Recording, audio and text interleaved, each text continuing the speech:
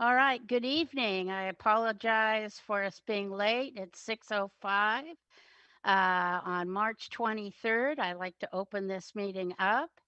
Let's do a roll call. Mr. Kane, are you here? Here. And Mrs. Marks, President. Mrs. Martinez, Here. Mrs. Torres de Luna. Here. Okay, so everyone is present. The flag salute, Mr. Kane. Ready? Salute. I I pledge pledge allegiance allegiance to the to the flag flag of the of the United States of America and to the republic Republic for for which which it stands, stands one one nation, nation under under God, God, indivisible, indivisible, with liberty and justice for justice all. for all. Okay, Superintendent Ajoa. First we have to look at the agenda. Mhm. Would everyone like to look at the agenda and make a motion to approve? So moved. Do I have a second? Second. All right, all in favor? Aye. Aye. All opposed? Okay, 5-0. All right, community recognition, Superintendent Ochoa. Hi, Jan. I'm going to just take 1 second to answer this phone call. Yes. So I'm just going to ask you to wait just 1 second here. Hi, this is Mr. Ochoa. Awesome, awesome. So I'm just going to ask you to go ahead and hold. We're going to do an employee and student recognition, and it'll just be a few minutes. Of course, yeah, thank you for calling. Just hold for a minute. All right. Jan, if it's okay, I would like to share my screen. Okay. So I'll take us there now. There we go. So tonight's recognition is the first time that we'll be able to visit our district webpage that now houses our employee recognition. Our employee recognition is for Sarah Vista Elementary School, is our first school. I wanted to quickly point out Sarah Vista's recipients because we actually talked about that at a previous meeting, but this is the web page that aligns to our board and superintendent recognition. So again, Teresa Galvez, Claudia Hernandez, and Melissa Park are three really amazing parent volunteers that Sarah Vista wanted to recognize. Of course, Evelyn Sackow, our intervention teacher at Sarah Vista, and Dee Montalvo, who you see there putting up the hearts over just at the entrance of Sarah Vista. And then two awesome student recipients, Annabelle Schwartzwalder and James Miller. And these are, again, our February recipients for Sarah Vista. So what's great about our new district webpage is that now all of these recognitions are listed up here on the top. So I'm going to go ahead and click on Sunny Slope March 2021. And these are now our Sunny Slope recipients. So our new web master, Manny Guzman, has created this system. So every month, we're able to recognize multiple employees and students from every school. So for Sunny Slope, we have Melissa Morrison, who is a teacher at Sunny Slope Elementary School. She is amazing. She's in our second grade team there at Sunny Slope. She has a true passion for her students. She's kind to others. She's an excellent coworker to her second grade team, and we just really want to recognize and celebrate Melissa. On the classified side, we have Stephanie Aguilar. Stephanie is the library media specialist at Sunny Slope Elementary School. She has been every day here for these kids, making sure that not only are they learning from their teachers, but they have access to the books that they want to continue getting extended learning opportunities through our school library. So we're super, super appreciative to Stephanie for the great job she's done. And then everyone knows Christine White. She's our assistant principal at Sunny Slope Elementary.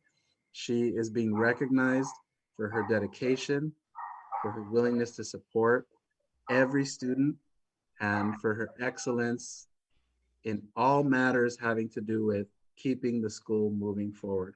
On the student side, we have two recipients here. We have Ethan, who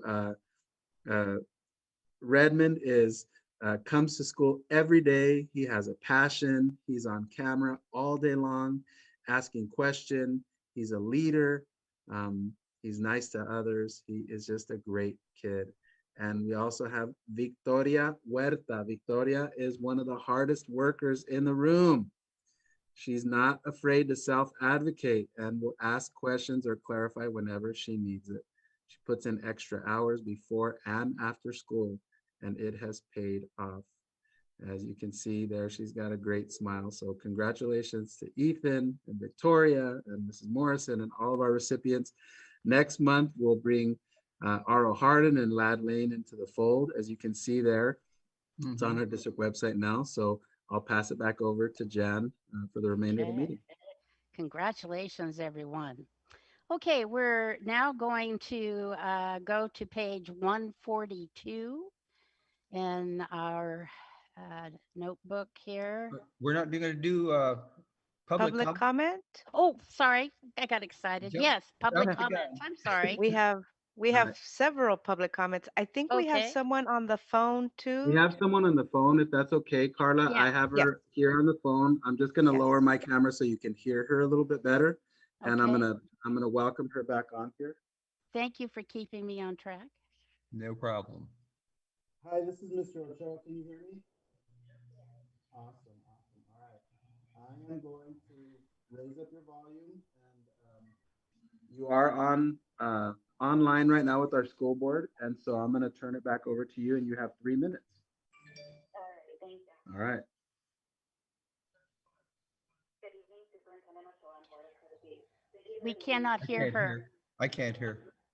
We cannot hear her. end of the school year. I have 3 kids in the district We can't hear her. community since Okay, 2016. Mrs. Alvarez, Yeah. could you hold on for a second? I think When on I that last, speak, can you hear me perfectly? Yes. yes. Hear you When you perfectly. put it up close to the computer, you could hear her. So I'm Better. gonna put the phone up real close to the computer, Miss Alvarez. I'm gonna ask you to speak up, okay? Okay, I have a loud voice, so that's not a problem. All right, There you go. I can hear that. all right. All right. Is it good now? You're good to Yes. go. All right. So good evening, Superintendent Ochoa and Board of Trustees. Thank you for taking this time to hear me out and for the level of patience you've had with the community as we've navigated an unprecedented school year. I have 3 kids in the district and have been with the community since 2016. Nothing could have prepared us for the turmoil we've experienced throughout this pandemic. I think that in many ways we all feel like we have the weight of the world on our shoulders, and in many ways we do. As adults, we're making decisions for our future, for our kids. I will be the first to agree that there's no substitute for in-person interactions, and I know that many of us are looking forward to the days where we can put the screens aside and interact without fear that we will bring harm to those we love. And still, I'm not ready to send my kids back to the school building. Last week, when you made the decision to offer an in-person hybrid option, I struggled but took comfort in knowing that I had the choice to keep my kids in full distance learning. Today, my world landed back on its head. 2 things happened. The first is that I received a form from Sarah Vista to let them know whether I would be opting out or signing up for an AM or a PM session. Words matter. Then I got a call to find out if my older daughter would be coming back. I need to say the words opt out cut deep. I am not opting my kids out of the standard that was created this year. I am opting to keep my children in full distance learning, and I believe that there is a difference. I believe that what is actually happening in the system is that the district is opting out of offering my kids an equitable learning opportunity as those who are choosing to return.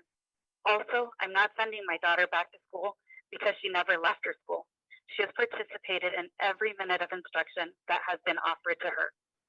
When I see that our family's choice to keep our kids in full distance learning means that they get less than half the time that kids who choose to come in person get, it breaks my heart. It breaks my heart for my kids, and it breaks my heart for their teachers. How will they access the necessary academic skills while being assessed and continuing to build community? Realizing that my kids would have less than half the time with their teachers and not even share a physical space is really making it a challenge for me to wrap my head around how this is what's best for kids, more than anybody, kids and their teachers. There are so many unknowns in our world right now. that seeing each other's humanity is more important than ever. So please reconsider how time is being used, how language is being used, and how we are showing our kids that they have a place in the educational system. When you say that you want to maintain the integrity of the educational experience, please consider those of us who have decided that the best option to protect those we love is to stay in distance learning. My kids and my family value education. Please show us that you value us. Thank you for your time this evening. Thank you. We have several emails here. Can you hear me okay? Yeah. Okay. And there's a couple that are in Spanish, so how do you want me to do this? Should I read it in Spanish? And Yeah, you could read them in Spanish and either you or I or Liz could Okay. translate them into English. yeah, we Yeah. could do it. Yeah, I Yeah. just want to make sure. Okay. And then when you read them in Spanish, the translator who's doing the meeting for our Spanish speaking family, they'll just allow you to read it. Okay. Hola, soy mamá de una niña que está en HDLA y ella se quedará en aprendizaje a distancia, pero necesito que le den las 2 horas de clase con la maestra igual que los que irán a la escuela. Los 40 minutos que les ofrecieron es muy poco. Ofréceles sábados de escuela. Gracias, señora Esperanza. She says, hello, I'm a mother of a little girl who attends HDLA, and she is planning to stay distance learning, but I need her to have at least 2 hours of class with her same teacher, just like the students who are going to in-person learning. The 40 minutes that are being offered is very little. Or we could have an option of Saturday school. Thank you, Mrs. Esperanza.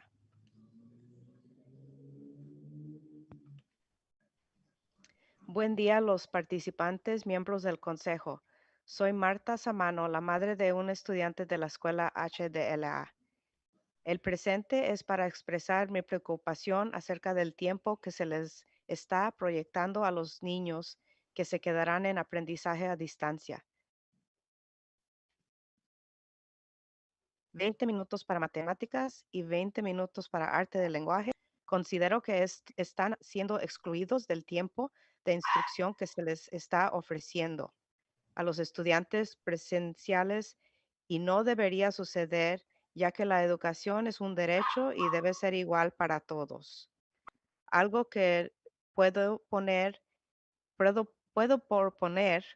es que tanto los niños presenciales como los que estarían a distancia tengan el mismo tiempo de instrucción y la práctica de lo que aprendido sea incluido en el tiempo de trabajo independiente, para tratar de que todos vayan al mismo nivel y no perder en 6 semanas lo que casi todo el año escolar hemos venido trabajando.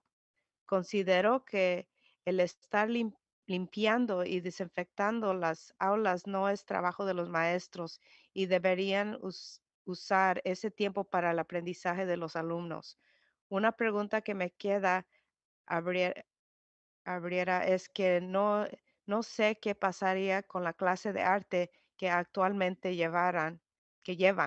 ¿Será incluida o ya no la llevarán? Muchas gracias por estar abiertos al diálogo y escuchar las preocupaciones que afectan a todos los niños del distrito escolar. Atentamente, Marta Samano. Let me try to do my best to translate. I am Marta Samano. I'm a mother of a student at HDLA. I want to express my worry about the time that is being given to the students that are staying distance learning. 20 minutes for math, 20 minutes for language arts is very little. And I feel like they're being excluded from the time of instruction that is being offered to the students who are going to in person. This should not is a right, and it should be the same for everyone. Something that I like to propose is that the students in person as the students at distance learning have the same time of instruction, and the learning be included in the time that they're working independent. um, so that everyone is being treated the same at the same level, and so that they don't lose 6 weeks. In 6 weeks, they don't lose what they learned all year. I, she says, I consider that cleaning and disinfecting is not the job of the teachers, and this time should be used for learning for students. A question have is whether the art class will continue or will that be canceled? And thank you for being open to dialogue and listen to our worries that affect our students in our district. Sincerely, Marta Samano.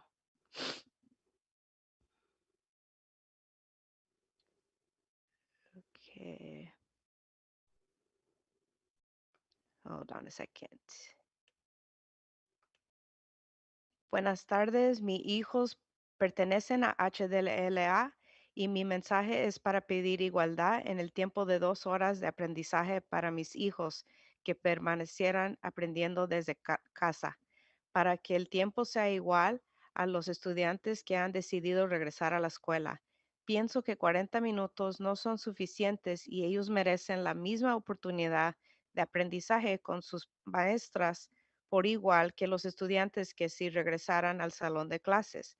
No es justo que en las últimas semanas se termine el ciclo escolar, sean dejados a un lado aprendiendo solo sin la guía de sus maestras. Gracias. She says, good afternoon. My children attend HDLA, and my message is to ask and plead for equality in the time for 2 hours of instruction for my children who are staying distance learning from home. The time should be the same as the students who are going to in person. 40 minutes is not enough, and they deserve the same opportunities to learn with their teachers, just like with the other students who are going to in person. It's just not, no es justo. It's not fair that in the last weeks of school, they're being left behind or put to the side to learn on their own without the help of their teachers. Thank you.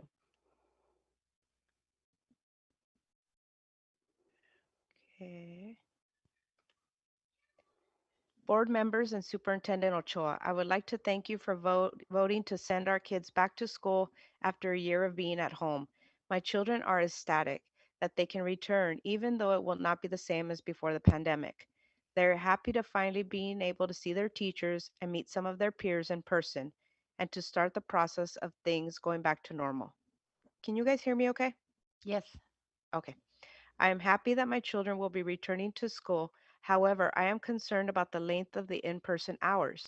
Before school started and a fall survey was mailed out about attending full-length days for 2 days a week with 3 days distance, i.e. Monday and Tuesday was Group A, Thursday and Friday was Group B, with Wednesday being campus cleaning day. Why was this not a choice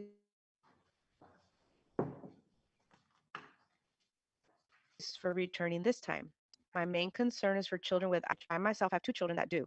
Currently, a majority of these students are receiving less than their IEP requires and amended at the beginning of the school year because of the pandemic. My concern is these new options seem to be less education time than they were getting. How will shorter in-person hours and shorter distance learning hours hinder or help their progress? Would they be one of the children advised to go to summer school? Again, I am very happy that the process to start returning to normal has begun. I am only concerned about the shorter hours and any further hindering of children's progress in education. I'd like to thank the board and Superintendent Ochoa for their time. Lindsay Thomas. Hello, HESD board. I am writing because I think the date set for reopening has not been thought through. I highly suggest putting off reopening until at least 4/19. This would allow teachers who have not been fully vaccinated to get there before school starts. A person is not considered fully vaccinated until 2 weeks after their second dose. Many teachers in HESD will not be considered fully vaccinated by 4/12. Also, if the board were to decide to open schools on 4/19, that would allow 2 weeks for families and students to quarantine after their spring break travels. I think this is a much better idea because there is a high likelihood of students and teachers bringing COVID to campus after spring break. By allowing 2 weeks after break to quarantine, the chances of a student, teacher, parent, or sibling of getting COVID due to school contact would be greatly diminished. Thank you, a concerned citizen. Hello, board members. I am so happy that students get to go back April 12th. My only concern is now the new schedule for distance learning. For families that want to continue distant learning, their children will only have 40 minutes a day of instruction. I don't feel like it's the right decision to minimize their days to have students back in person. I'm also concerned for teachers and how they are going to manage all their new schedules to accommodate distant learning and now in person. My hope is tonight the board members and Superintendent Ochoa will finalize a schedule that will work for both in-person and distant learning. Our schools are doing other schools are doing 3 days, 3 hours a day. How come HSD is doing 2 hours in person? I can assure you that parents are fully aware how different school is now. Kids will adjust to the new procedures in schools, and these 2 hours a day will make a huge difference. Please consider all families in this decision. Obviously, you can't make everyone happy, but parent input and teacher input should be considered in this decision of the daily schedule. Thank you, Ashley Newman. And good evening.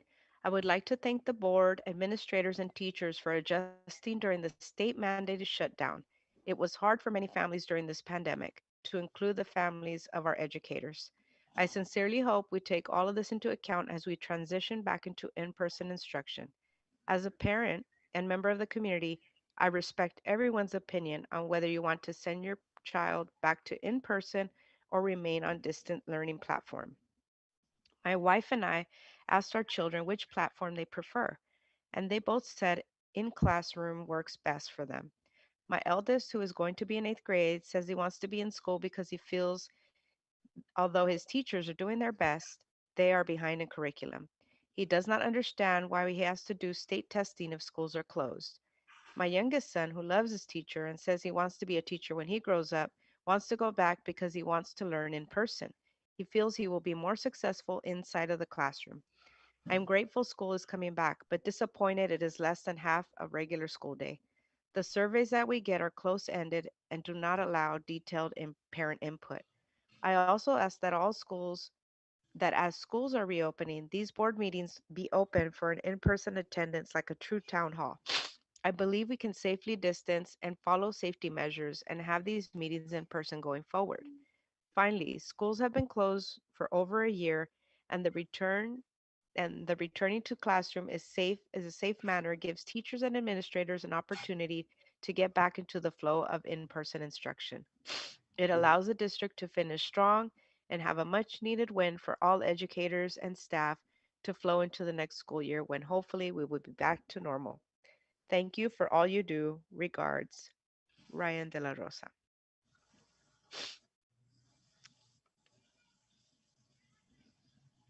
Dear President, and wait, I think this one's, oh yeah, it is public comment. Dear President Grist and Board of Trustees, now that negotiations are complete, I would like to speak on the hybrid model for the Hollister School District. I did not feel comfortable speaking up during negotiations as I wanted my message to be clearly about the existence of the hybrid model and not the details of bargaining. We as educators are overjoyed at the prospect of being able to see some of our students in the coming weeks. It will be a great relief to be able to move through a lesson without having to worry about tech failures. The idea of being able to look at a group of students and see them all at once. You just can't understand. However, HESTA did its best to negotiate through a terrible situation. The Hollister School District moved mountains to get every child a device and a hotspot. Right now, on distance learning, every child has the opportunity to access to a fair and equitable education, admittedly as much as their environment will allow. Now we are opening for hybrid instruction. There is a limit to how many people can populate a classroom, which requires students to come back in cohorts. In order to accommodate cohorts, we must cut the minutes of instruction students receive. We can't force families to return to school. In order to accommodate these families, we now need to carve out time for teachers to provide distance learning also. The time required to plan and prepare these lessons hasn't diminished. The only way we can accommodate two groups of in-person learning and a group of distance learners is to shrink the time teachers have to plan and prepare for two different instructional modalities, as well as shrink the number of instructional minutes yet again. Let's think about who will be staying on distance learning though. Those who have or live with someone who has severe underlying medical condition, those who cannot manage transportation to and from in-person learning, for example, daycare, and those who have been displaced because of the economic impacts caused by COVID and may live far to be able to join us. All I have heard in the news is how we have to get schools open again to start addressing these so-called learning loss. We have to get schools open again because not all students have equitable access to technology. We have to open schools again because children's social emotional welfare is suffering. Where is the equity for my students who don't get to come back? Once we move to hybrid, they get 1 hour with me, and the in person cohorts get two. Where is the concern for their social emotional welfare? Not only do they get 1/4 of the time they had before with me, they get to see their classmates only once a week with full knowledge that their classmates get to attend school. We understand that everybody wants to just be done with the pandemic. We really understand that you can't make everyone happy. However, these are children. They have no control over their environment or experience. It is not their fault that they live with relatives out of town. It is not their fault that they have to attend daycare that doesn't provide transportation to and from school. It is not their fault that there are health issues in their homes. This is not about making them happy. This is about coming together as a community to make sure we all get through this terrible time. Yet they are the ones being forgotten because we can't please everyone. They're being passed over because there is a very vocal group of people with means, not necessarily even parents, who are not concerned about those who are struggling to succeed. Every single one of you have vowed to look out for all students. Because of your commitment, every student currently has equal access. It is not perfect, but it is equitable. When we move to hybrid schedule, it is still not it still won't be perfect, and it also will be inequitable. You have already voted to return us to hybrid. There isn't much that can be done unless you decide to call another vote.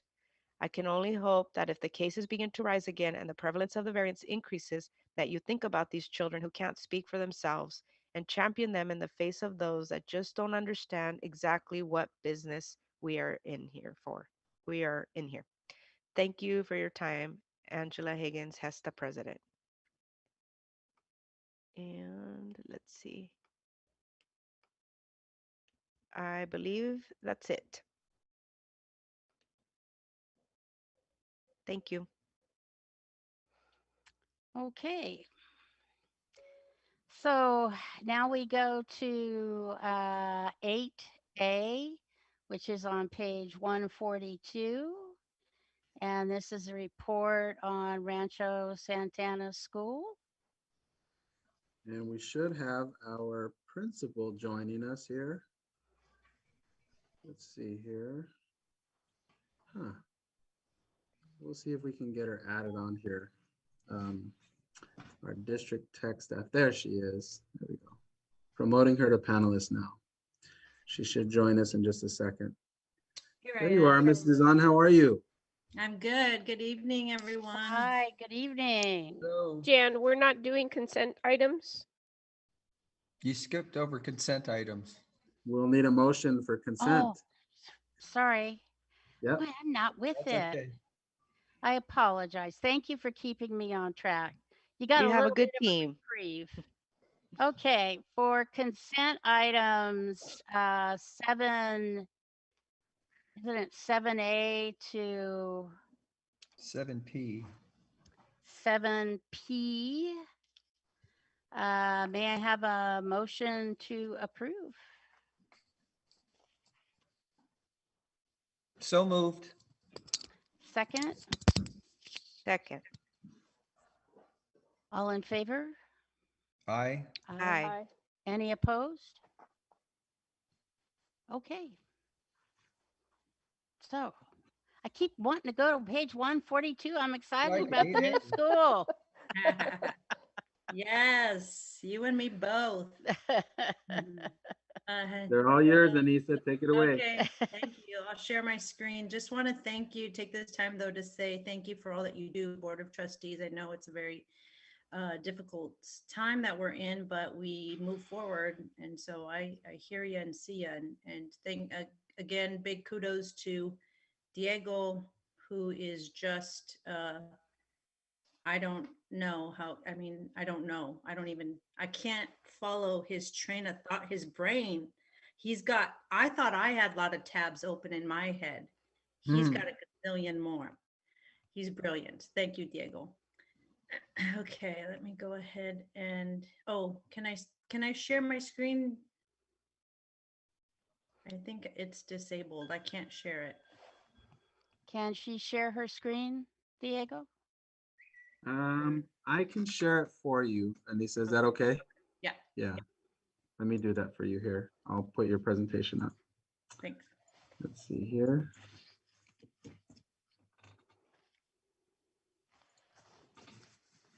All right.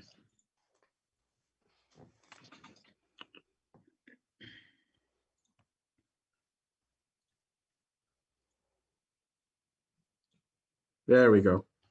All right. So look at that. Yay. We did. We got Melanie and I got the one and done. We got the Johnson shot. So All we're good. right. Yeah. Our current enrollments were about 456, 57. It keeps kind of fluctuating, but we're holding steady about these numbers. That's a picture of some postcards that Melanie and I will be either delivering or mailing to all of our scholars this coming month. Anissa, it does look, and I do want to give the board a little bit of a heads up on this. It does look like we're going to need another kindergarten teacher at that school.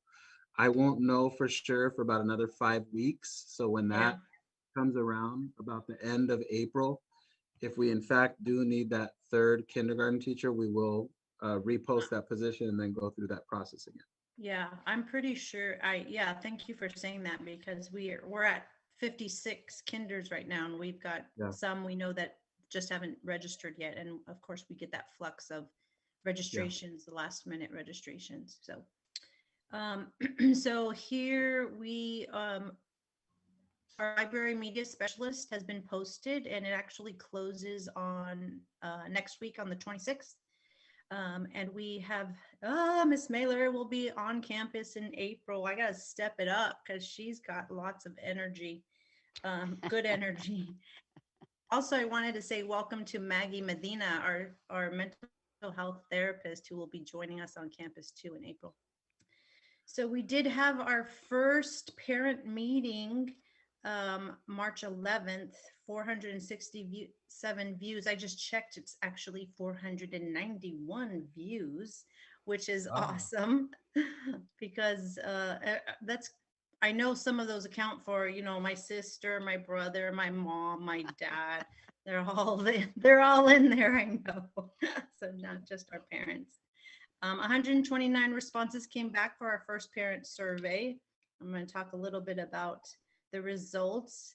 Our primary grade families are really, you can see that they were, look at the kinder. Oh, I just think I used to teach kinder and I can't imagine like them coming back like, oh, like I'm Hey, good. let's light a fire under those middle school parents. Come on, let's go. Let's Yeah, get the I know. I feel we're gonna have crying parents in the cars as they drop off the kinders when we come back to school. The school core values that the top 5 from the survey was respect, accountability, student focused leadership, and creativity, which is just pretty exciting because it just kind of says a lot about our time, just, you know, the times that we're in right now. Accountability was a surprise to me, but after talking to some parents, I totally get it. So it's cool. It's going to be student focused. We're going to have leadership. you know, all of this and creativity. Hello, our beautiful 3 specialty classrooms. Yeah. Yeah, this will all be in our core value or our mission and vision statements. Yeah. I just think it's so great, Mrs. Dizon, that they highlighted student focused. I just think that's such a great, for Yeah. that to be 86.1% of parents to choose that as one of the core values. That's amazing. Yeah, it is. And then this was just all of the results from all of the core values that were listed. You can see it like the next one, interestingly enough, was friendship. That was like the next in line. Oh, Yeah. which makes perfect sense during a pandemic, Yeah. right? Again, this is just to show some of our just some of our families and where they're at, right? Some of the questions, you know, next time, my next parent survey, I'm gonna say, would you like to be involved on a committee? I'm just gonna put yes or no. None of this maybe business, because look at 47% said maybe. So that's a challenge. Those are just gonna That doesn't help. yeah. So those parents who said maybe, I'm just gonna put them in the yes. And then the prior experiences, we have a lot of the families that have had their students in our public school system. So it's just nice to see the snapshots. This is just, you know, it's that whole culture that we're building, and it just is so refreshing just to hear. Of course, you ask, you know, our parents, what do you want for your child? And what do you want our school to be known for? And just look at some of these stellar responses. And it's like, yes, now let's just try to encompass all of these into So these were things that your parents told you in their survey responses.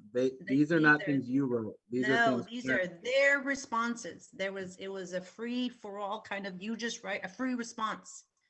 So I didn't have anything. It wasn't check boxes or anything. This is straight from our parents. High expectations for students and staff, of course, fun, creative, leadership again came in several times. Yeah. Academic excellence was also a popular response, which was nice. Yeah. Well, the community is really multicultural. I think you'll find that there's a wide variety, pleasantly so. It's very multicultural, Yeah. and it's going to be quite diverse. Yes. Lovely, as it should be in our today's world, right? Yes. Well, it's wonderful to be involved in a community that is multicultural. Yeah. Yeah, I am hoping to learn from our families as well. This was my favorite question on the survey. What are your hopes and dreams for your child? And there were so many. I mean, I just kind of grabbed, just, you know, copied and pasted a lot, but there were so, it's just like heartwarming again to just hear, right? We just want our kids to reach their full potential. We want them to love the learning, just to be a good human being, to learn and apply new concepts, just to become the best they can be. All of that good stuff. That's what we're hoping. That's what's going to be driving me anyway for our students. We had a second result, parent survey just about before and after school care. I just wanted to show you. We will be having 2 classrooms for our the YMCA that we're working with right now. And then I put this quote in here because I shared this at our parent meeting. You know, there's a lot to do, right? We're like, my team right now, like the crew of principals, like this district is so fortunate to have the leadership with all of the principals, and they are hustling and bustling for the reopening. And I am just in amazement of what they are doing. And just, you know, it's good intentions too. It comes from a good place. And my work looks different because obviously we don't have kids. We're not going to be reopening. And I found myself like, I was talking to Kip about it. Like my sleep pattern is all crazy off right now. And I was thinking about this. I read this in one of my leadership books, and I'm like, because I kept saying I'm stressed. Oh, like the classroom furniture alone, ordering that, like bulk ordering, has just been this weight on my shoulder. I'm not complaining in any sense. But then I read this and it clicked, and I'm like, yes, this is a once in a lifetime opportunity. This is not stress. This is passion. I'm so passionate about this. And it's an opportunity to really design the spaces. Again, you hear me talk about this every time I present, like designing the spaces for all of where the learning will take place. And so my mindset switched, and now I'm not going to say that I'm stressed. I'm just very passionate about going over for the 100th time my orders for the furniture. And there we are. This was like a 4.5-hour process. I put 1 hour. And here's the printout of every single room and corner that has to be furnished. It's crazy. I'm like, where do we put the toilet paper rolls? We don't have a shelf.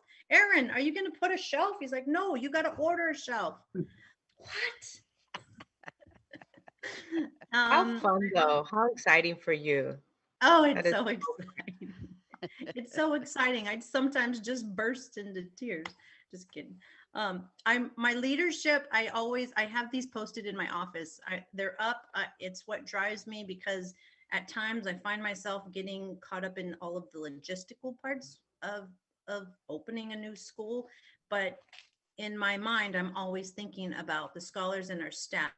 And we have a stellar staff. I am so excited about the staff and where we'll be moving. So I'm always constantly thinking and asking myself these questions. And I just wanted to share with you just that, it's on a big poster in my office, just so I can kind of keep that as a focus.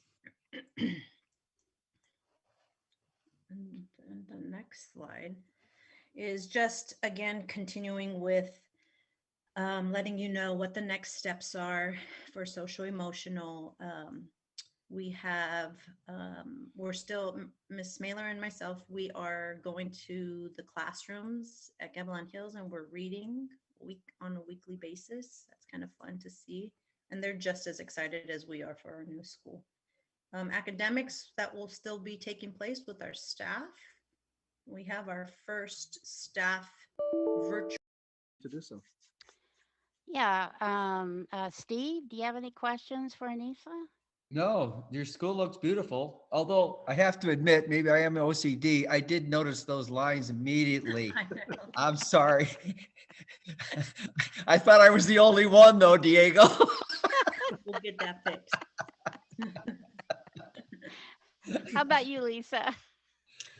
No, I don't have any questions. I'm excited for your school. I'm excited to see this place wake up.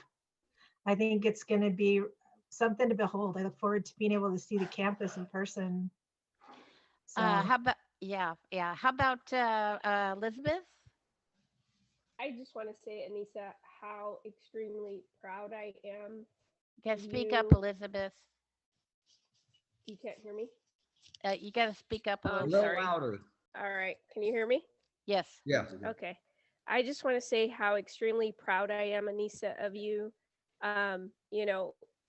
Diego picked the right person for the job. We have tremendous confidence in your ability in doing what you need to do. We believe in you. And I know that, you gotta, you'll settle in your home, because this is basically your home. You're decorating, your home. And it's going to be a reflection of you. And I know there's a lot of stress for that, but I just want to say you've done an amazing job thus far, keeping us updated in everything you're doing, and just know that, we're 100% behind you. Yes, we are. Carla, is there anything you'd like to add? Yeah, I mean, I think Anissa, great job. How exciting. I can hear your excitement and your passion come out in your presentation. I did not see the lines, although I am OCD, but I didn't see the lines that was pointed out. And so, but it looks beautiful. And then just a little side note, we passed by with my daughter. The little one was like, "Mommy, that school looks beautiful." I go, "I know, babe." She's like, "What if I were to go?" I go, "No, babe, you can't do that." So don't worry, HDLA, she's staying there. But There's a lot of so parents having to have that conversation. oh, I know. I was like, "No, babe, you're not going there." But My son just wants to play on the playground. He's like, "Can I just go on the playground?" Playground, Just yes, once?" He saw the slides and he got all excited. yeah, mine too. But I do have a little request, and you don't have to do it next time because you have a lot going on. But at some point, I want to know about this beautiful diversity we're talking about. I'd love to know what that entails. Like, what is the ethnic makeup of our new school? What are the demographics, especially our priority groups? Just so that we know who we have there. Income level, ethnic demographics, special ed, EL. I think it'd be good to know that probably down the road once you open. But thank you. Yeah, no, thank you. I feel the support, and my team makes all the difference. I have a team of 3 working on site with me right now, and they are hustling, and they are getting things like it's so exciting because things are starting to trickle in, right? So some of the items are coming in, and it's like Christmas every day. And so, yes, Miss Carla, I will get that info. I can share that with you. It's nice. We do know who all of our students are right now, so we can get that information. And if any other requests come in, if you'd like to hear anything more specific, let me know. I can get in for next Well, meeting. there's a couple of things that I was wondering is I know that you're going to have the kids from Gavilan Hills are going to get a walk through. Is that before the end of the year that's going to Yeah. happen? Yes, it'll be before the end. We're going to start having some of our students come and tour the campus. And are you going to do that by grade level? How's that going to work? Yes, by grade level. It'll be by Okay. grade. And then what about the neighbors that live around the school? Mhm. I'm thinking of the people that are behind and to the side. Are you going to invite them to come around and look at the school and um, so they can see because they're going to be listening to bells and Mhm. um, uh, We uh, they all the things that happen as being a neighbor of a school. Yeah, we did have some community members go on the early tours that we had, and they Right, actually right. they did a recording of the whole Yeah. of the tour so that they could share in their neighborhood Yes, watch yes, or yes. thing. But Yeah, we it go would ahead. be great if we could maybe do another little, some that maybe didn't get a chance to do a tour to Come and see us. reach out and see if anybody else would like to do a tour. Because I think that that would be a good thing to do for the community. All right, that's a good idea, Jan. Yeah. Thank you.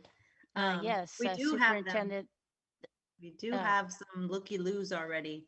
I don't know how. We're all boarded up. We have fences all around, but they get in. Some visitors, I'd see them walking by. I'm like, hey, who is that? They're just people. Oh, I just Yeah. thought I'd come and see the oh, school.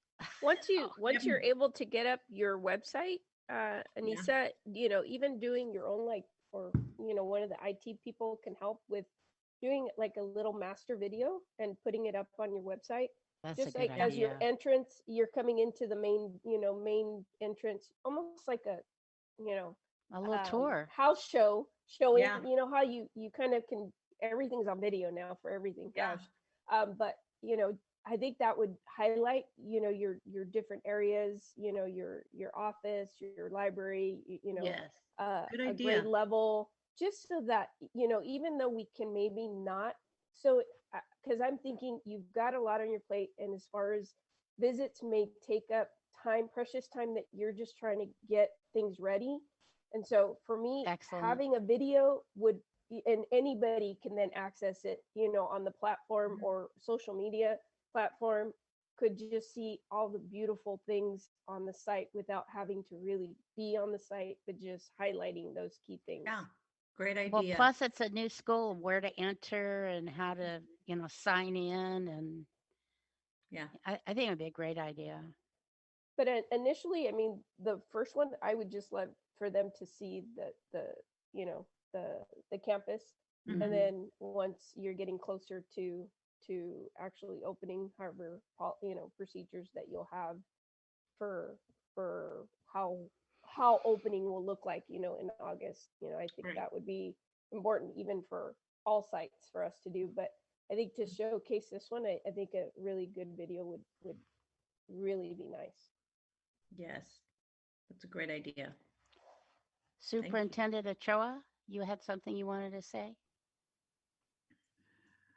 I'm having a senior moment, Jen.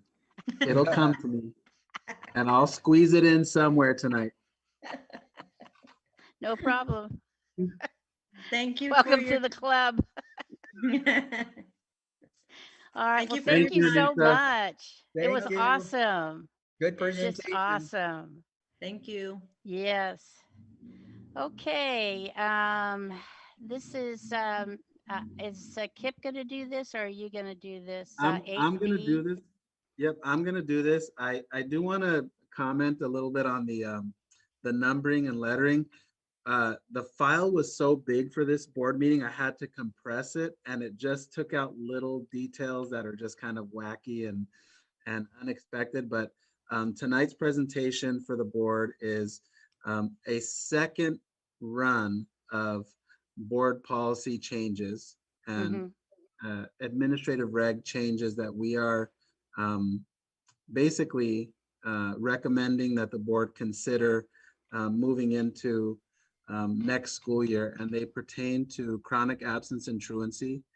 They pertain to the big, there's board policies and administrative regulations regarding conduct. And then under conduct, there's a whole bunch. There's like 10 different ones. So the ones that we're bringing to the board tonight for your first view is seclusion and restraints, vandalism and graffiti, alcohol and other drugs, weapons and dangerous instruments, gangs, and then response to immigration enforcement and a resolution regarding safety related to immigration enforcement. So what we tried to do tonight for the board was to say, okay, that first block of board policies and administrative regulations address the district-wide big picture issues like campus safety, equity, discipline. But now we need to go deeper and go to more board policies that our staff actually uses when they implement discipline. And it made me think a lot about the comments that Carla made at our last meeting and that Liz has made at previous meetings, talking about what it actually means when we describe things in a certain way that it's kind of like saying that's specifically referring to Latino kids. But wait, why are we specifically referring to Latino kids when we talk about gangs or gang dress? And then the other issue that's been out there is just reaffirming the safety and security of all of our children regarding immigration enforcement. So what these are for your review tonight and for the public's review and analysis is this is our first step towards changing these board policies. The board isn't voting to make any decision on these board policies tonight. And you'll have 30 days to look over these and really go in depth into the language that's in them. And I would encourage you all to do that.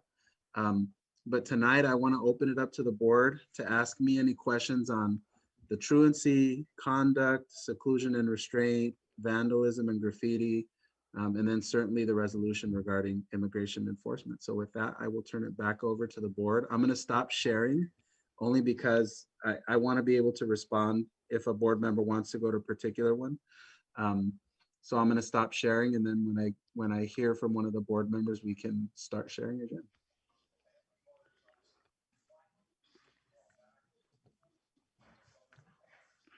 All right. Let's see.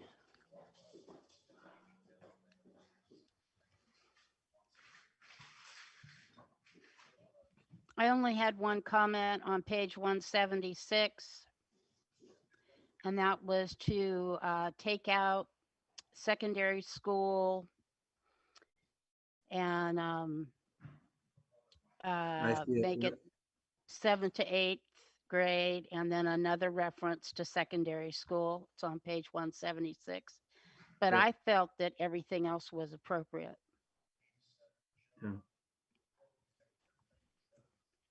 I thought they were fine. I think you, in my opinion, we've addressed some of my main concerns of the past, Hmm. things that we have fallen short with.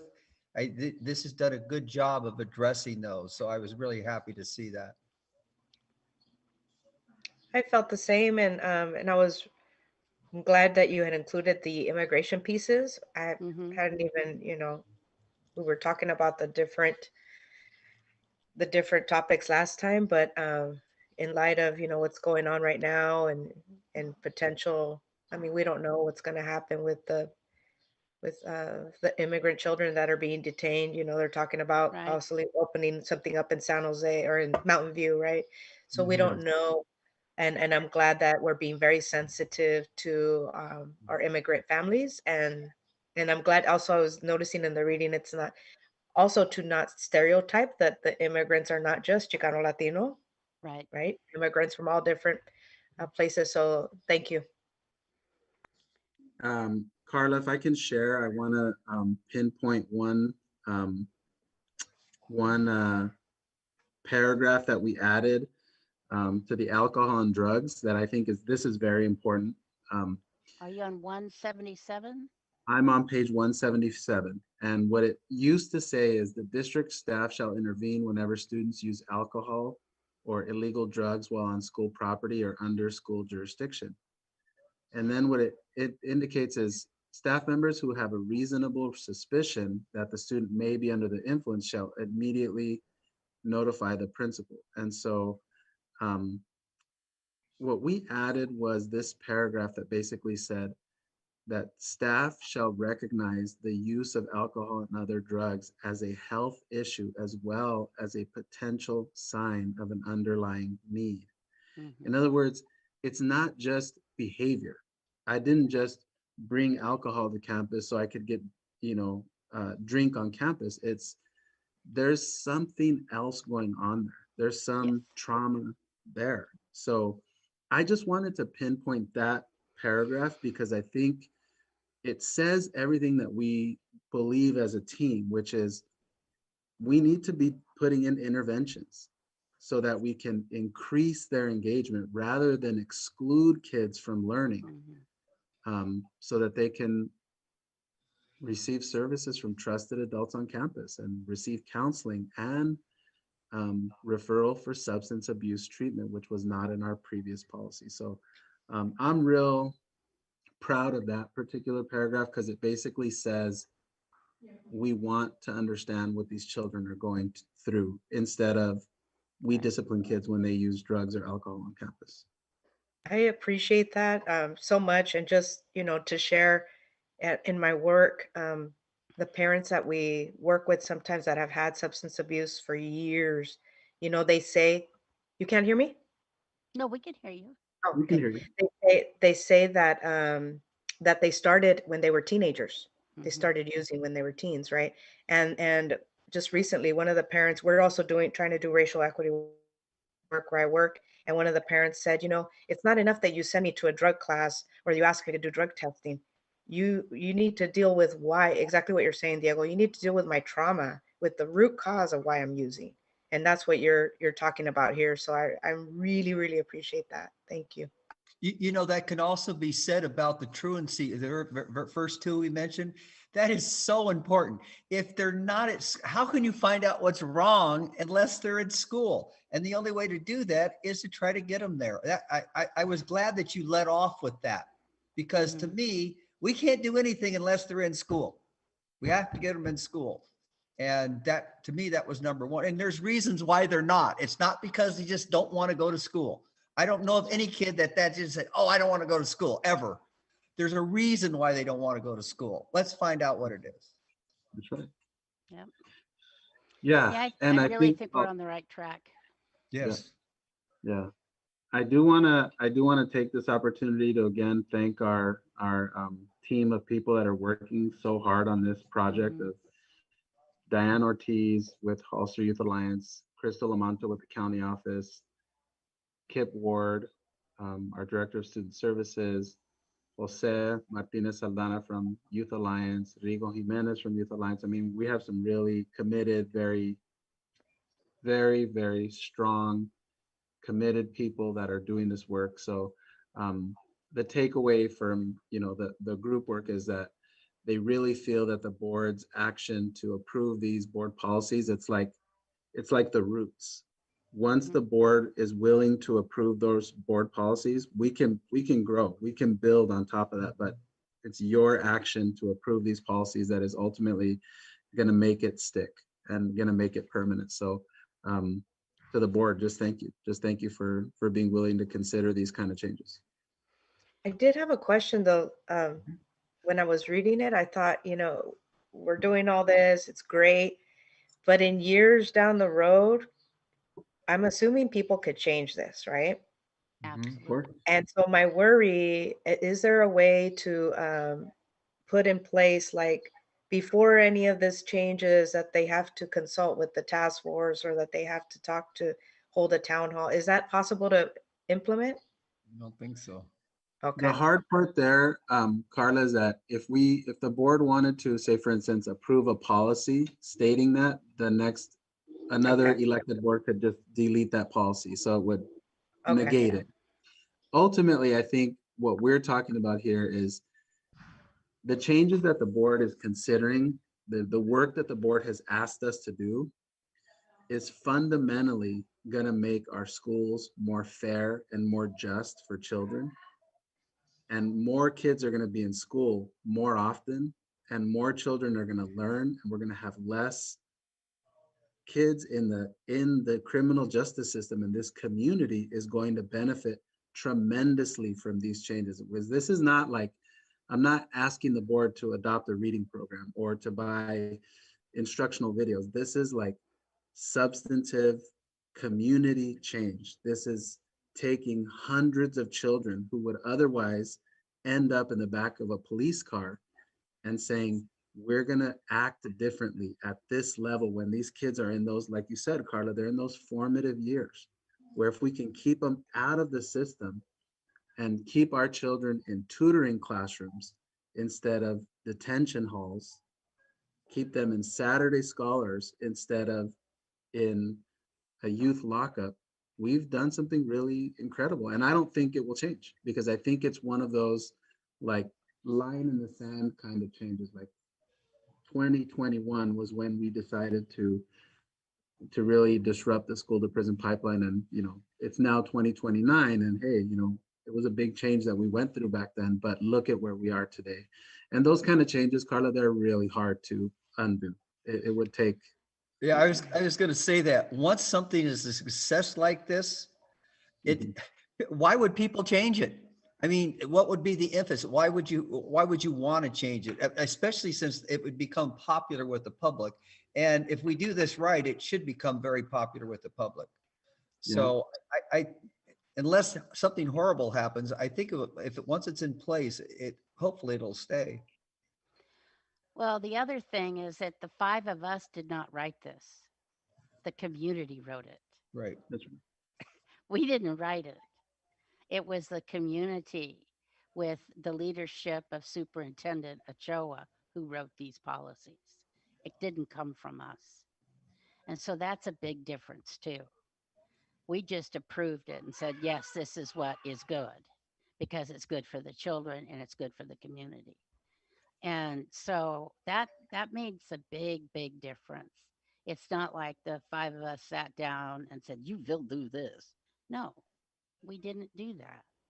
We, with the leadership of Superintendent Ochoa, he reached out to the community and had the community write this.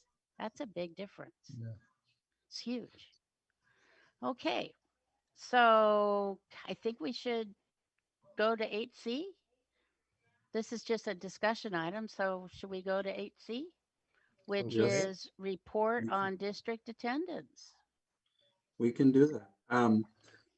For the board, I do want to give you a heads up. I got a couple of Hangout messages from district administrators saying that the YouTube feed is kind of being a little funny. It's kind of kicking some people out. So I just want to give you that heads up.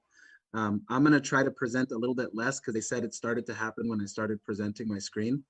Okay. And our tech staff is trying to work on it to get it squared away. But like everything else, technology is not perfect.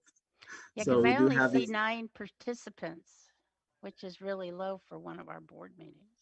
Oh, well, that's a different number, Jen. That's the number Oh. of people who are on this Zoom call. But Okay, I just think YouTube is kind of kicking out some of the viewers, but I just want you to know we're working on it. Our district Okay. staff is working on it right now. I just didn't want it to go without stating so that. this is page 205 we're going to Yep. right now.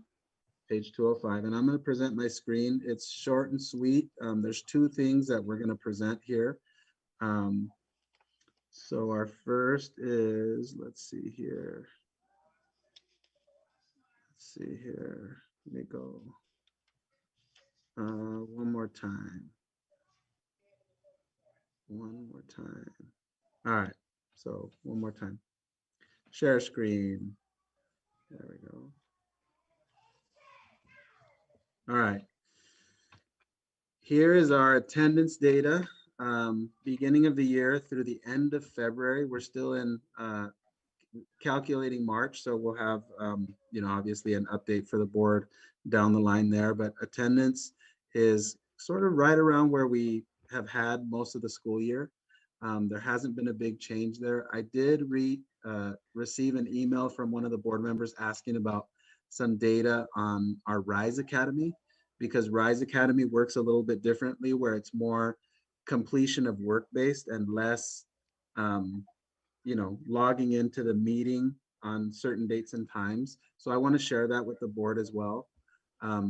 This is the very initial report that I was able to get together, but I will have a more detailed report for the board next month. And basically the average grade point percentage for each of the grade levels of children that are in RISE. There's about 250 kids in the program now, split amongst 9 grade levels, and it's not a perfect number for each grade level. So some grade levels have as few as 17 kids, some have as many as 35 kids. So it is a little bit hard to make too many determinations based on the achievement of 16 kids or 25 kids. But you can see the average grade point percentage starts off really high at the kinder and first grade level. Third grade is another grade level that has a pretty high percentage, but there is a dip in second grade. Fourth and fifth grade, we are going to take a close look and try to figure out what's going on in fourth and fifth grade. The percentages aren't as high as some of the other grade levels, and we need to look into that and figure out what's going on. And then with our middle schoolers who are a little bit more independent, you do start to see just some more achievement going on there from our middle schoolers. What we'll do at our next meeting is we'll have examples of what the grade reports look like for parents when kids finish when they finish a class. What does it look like when a kid gets a credit from Edgenuity? And we'll just have more thorough information for the board to look at regarding RISE Academy. So I did want to respond because we did have a board member email and ask about that.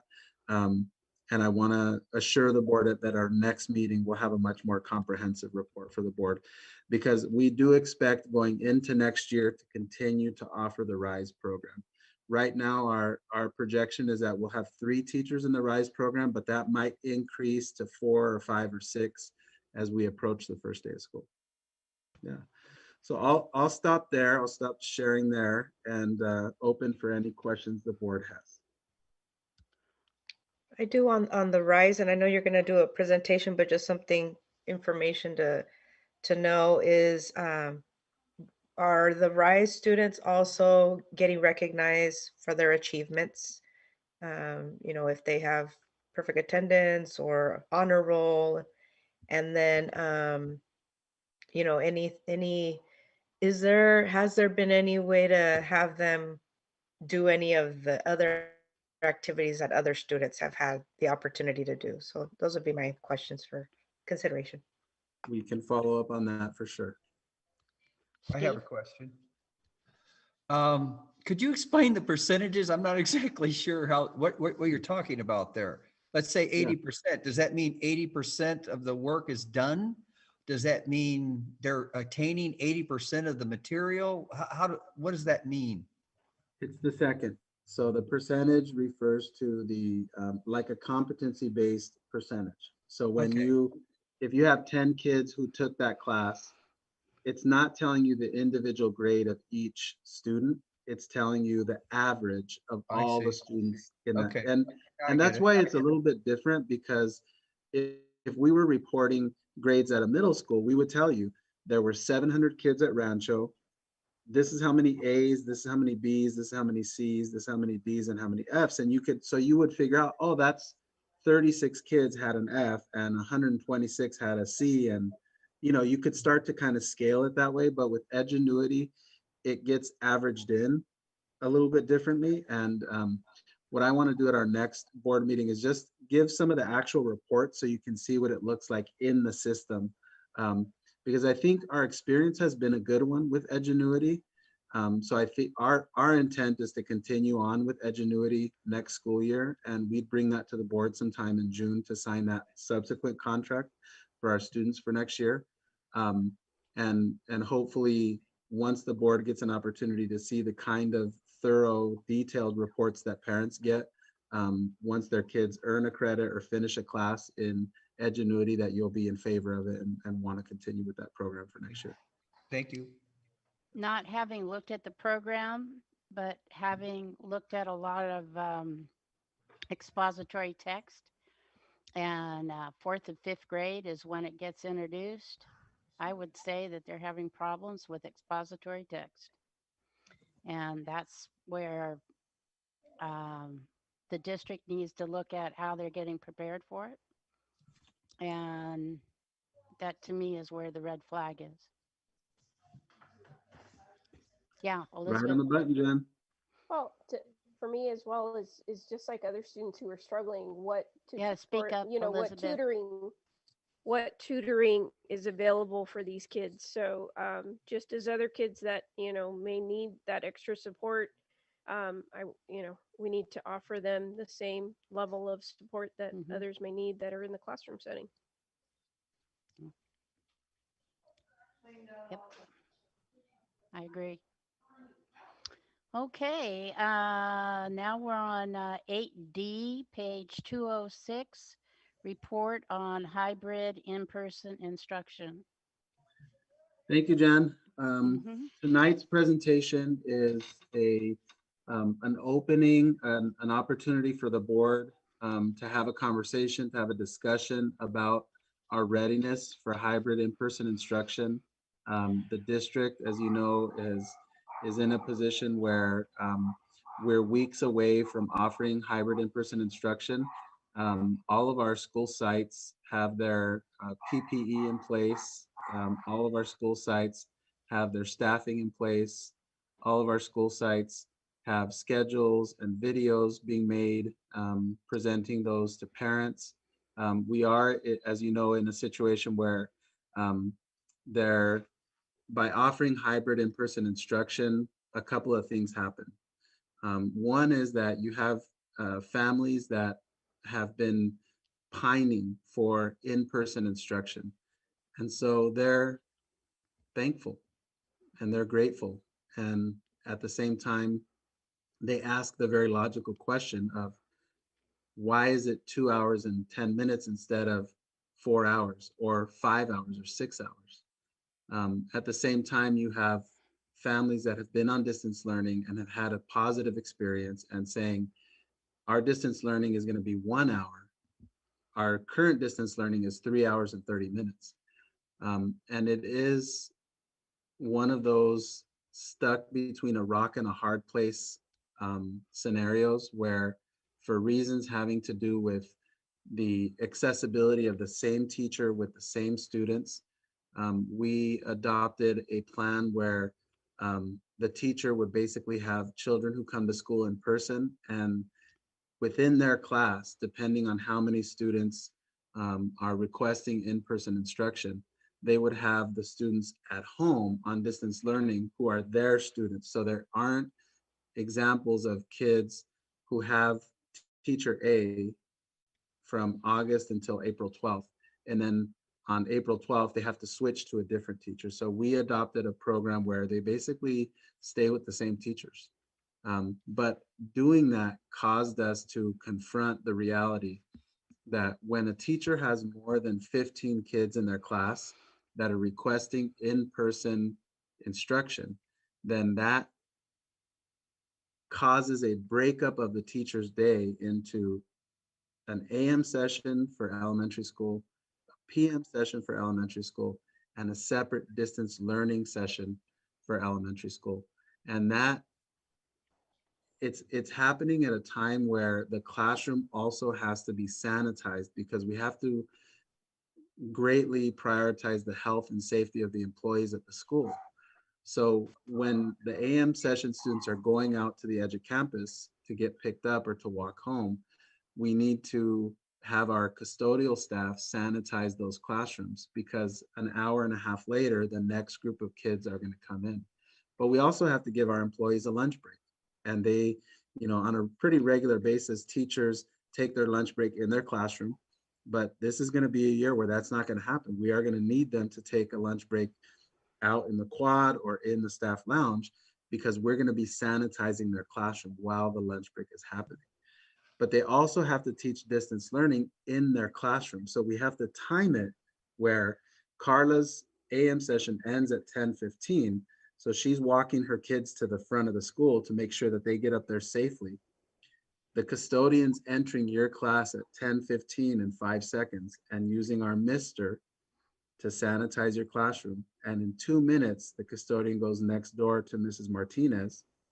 And in 2 minutes goes next door to Mrs. Grist. And in 2 minutes goes next door to Mrs. Marks, and is sanitizing a group of, let's call it 12 classrooms, because each school will have about that ratio from custodians to teachers. So the process will take about 25 to 30 minutes to sanitize the classrooms that they've been assigned. And that's when you're on lunch break. That's when you have your time to go and get something to eat. Because when you come back, you need your classroom, because you have to teach your distance learning students. And then you have your afternoon session set up. And by then the classroom has been sanitized. You've taught your next session. The next group of kids comes in. And our program is designed in a way where we have the daily interaction with the littlest kids. And that was something that our teachers were very strongly in favor of continuing to have the Monday, Tuesday, Thursday, Friday in-person daily interaction with their kids, as opposed to the A and B cohort, which would have been Monday for 4 hours, Tuesday for 4 hours, and then they don't see those kids again until the next Monday. So they just really felt with younger students, the importance was to have them on that daily AM and PM schedule. And then at the middle school level, the program is somewhat the same, but different, because we have we have multiple different classes, and we have children going from teacher A to teacher B to teacher C. And we adopted an A and B cohort schedule for our middle schools. That is, if I show you the visual of it, it's really confusing. It looks like a little, it's hard to interpret unless you sit down and take your, get your glasses out and really pay attention to what we're talking about here, because Again, it's a situation where the middle schools have 5 classes, periods 1, 2, 3, 4, and 5. But we don't want kids moving all over campus 5 times a day. That's just not good for COVID transmission. So if we can do 3 classes a day, that cuts the number of transitions in half. And at the same time, if I have a school like Rancho has about 750 kids, well, a good 250 are not going to come to in-person instruction because they're electing to stay on distance learning. So that's down to 500. But we're splitting them into 2 cohorts, which means that's 250 kids that will actually show up on any given day. Well, those are split into 3 grade levels. So let's call it 80 kids per grade level. So in order to reduce the number of kids that are out on any passing period, we're actually going to have periods be different lengths depending on the grade level. So 6th grade first period is going to be 71 minutes. But 7th grade first period is going to be 74 minutes. So what that will accomplish is the kids will never be out in the hallway at the same time because they have different passing periods. So when we have our yard duties and our administrators and staff out there monitoring kids as they move from one class to the next, what will happen is it'll be 80 kids total instead of 240 kids that will be too overwhelming for staff to meaningfully keep implementing those social distancing requirements. So it's one of those situations where we've gone pretty deep and pretty far into the site by site specific planning. But I think you heard during public comment tonight, and certainly via emails that you all have received, and even just yourselves as parents and grandparents, it's not really a perfect scenario for anyone. The families that wanted in-person instruction, they want 4 hours or 5 hours or 6 hours for 5 days a week. But yet we're at 6 feet of social distance in our MOU. In our agreement with our employees group, we're at 6 feet of social distance. And then, as you all know, the CDC came out last Friday with a huge game changer. 3 feet is now the recommendation. And then if you noticed, the California Department of Public Health didn't even wait 24 hours before they said, Okay. we changed 3 feet, our yeah. recommendation. So that's another scenario, folks, where for us as an elected board and a superintendent, we've got to take that in and think through all the safety measures and realize there are districts in this state, in our region, that next week are saying we're going back full time. So I always want to kind of take that bigger approach and look at regionally in the state of California, and then get back down to the real narrow, how can we address the issues that we have in our district as best we can, so that the hybrid in-person instruction is really guided. It's really guided by 3 things. The first thing is every single employee's health and every single child's health and their family's health is a super high priority. The board tonight approved in consent a temporary license agreement with San Benito County Public Health. What that means is that Rancho San Justo's gym, starting next week, March 30th, will host community COVID vaccinations, which is what we've been talking about for several months. So my plan is, if it's truly wide open, and I believe that it's going to be, that people can sign up and register themselves, my plan is to use our communication systems to greatly encourage our students' parents to get vaccinated. Because if we can do that, that adds an even bigger layer of safety for every child and employee. If we can get, let's say you take, we have 5,600 kids. Let's say in each household, there's 2.5 adults, mom, dad, older brother, mom, dad, grandma, and we can get those family members vaccinated, then our COVID rates and our COVID risk will come all the way down, because so many of the people that are in that sphere of our children's lives are vaccinated. So I wanted to take it there. I wanted to give the board an opportunity to ask me questions tonight, so that I can work on any underlying issues that are out there, so that I can get back in contact with our with our principals and with our district staff, so that the issues that are out there, we can address them. So with that, I will turn it back over to Jen. Okay. I think I'd like to just go board member to board member, and then I'll finish up. I know we have a lot to talk about.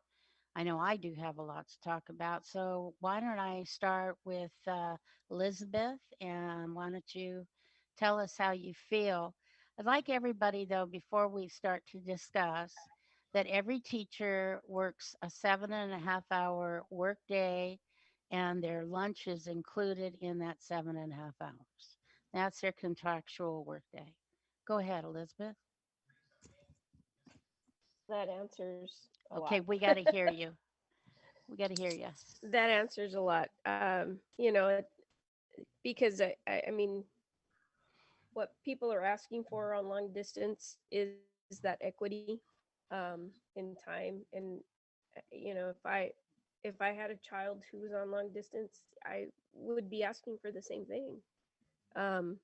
So it's concerning that we weren't trying to make things as equitable as possible, or maybe we were. I don't know. I don't know those conversations, but that I think has been our focus in all respects as a board, is to try to make things fair Equitable, across the yeah. board, especially with education. Short, shortcutting any group is not Okay. okay for me. I just want to be direct with that. And then I had a couple questions. Transportation. How would a family in need of transportation to get their child to school notify the school district of that need? And by when, as well. I don't know how easily we've made that for them, because I know for our migrant families, it's quite a challenge, because we are limited to how many kids we can have on a bus, etc. So, I have that question. And then my other question is, as far as custodial, this isn't the time to cut on custodial staff. I want to make sure that every site has the staff that we're going to need to be able to do the cleaning and do the maintenance that we need to ensure that everybody's safe. So for me, I don't know if you were looking at that right now, but this isn't the time, in my opinion, to cut back on custodial staff. We need as many hands on deck with our night guys, and our day guy. To me, we've pretty much always had 2 night guys and a day guy at pretty much every site. And that's, to me, that seems to be a good working plan, because cleaning has never been such a high level of responsibility, as it is now. And to ensure people feel comfortable with returning to their classroom every single day, I want to make sure that we have the staff that are there equipped to, even like you were saying, so that when they leave that afternoon session, we got staff to come in and do the cleaning. So the first thing in the morning, it's clean, it's ready to go. After the kids leave, the cleaning that needs to get done, the more people we have getting into those classrooms, the quicker we can do that turnaround to get people back into the classroom. So I just want to make sure that we are taking that into consideration. And again, I don't think this is the time to cut back on custodial staff. Okay. Anything else, Elizabeth? Okay, good. Steve? Well, I just had a couple of thoughts. I have to admit, I was concerned about the inequity of the people that want to stay on distance learning and not come to school.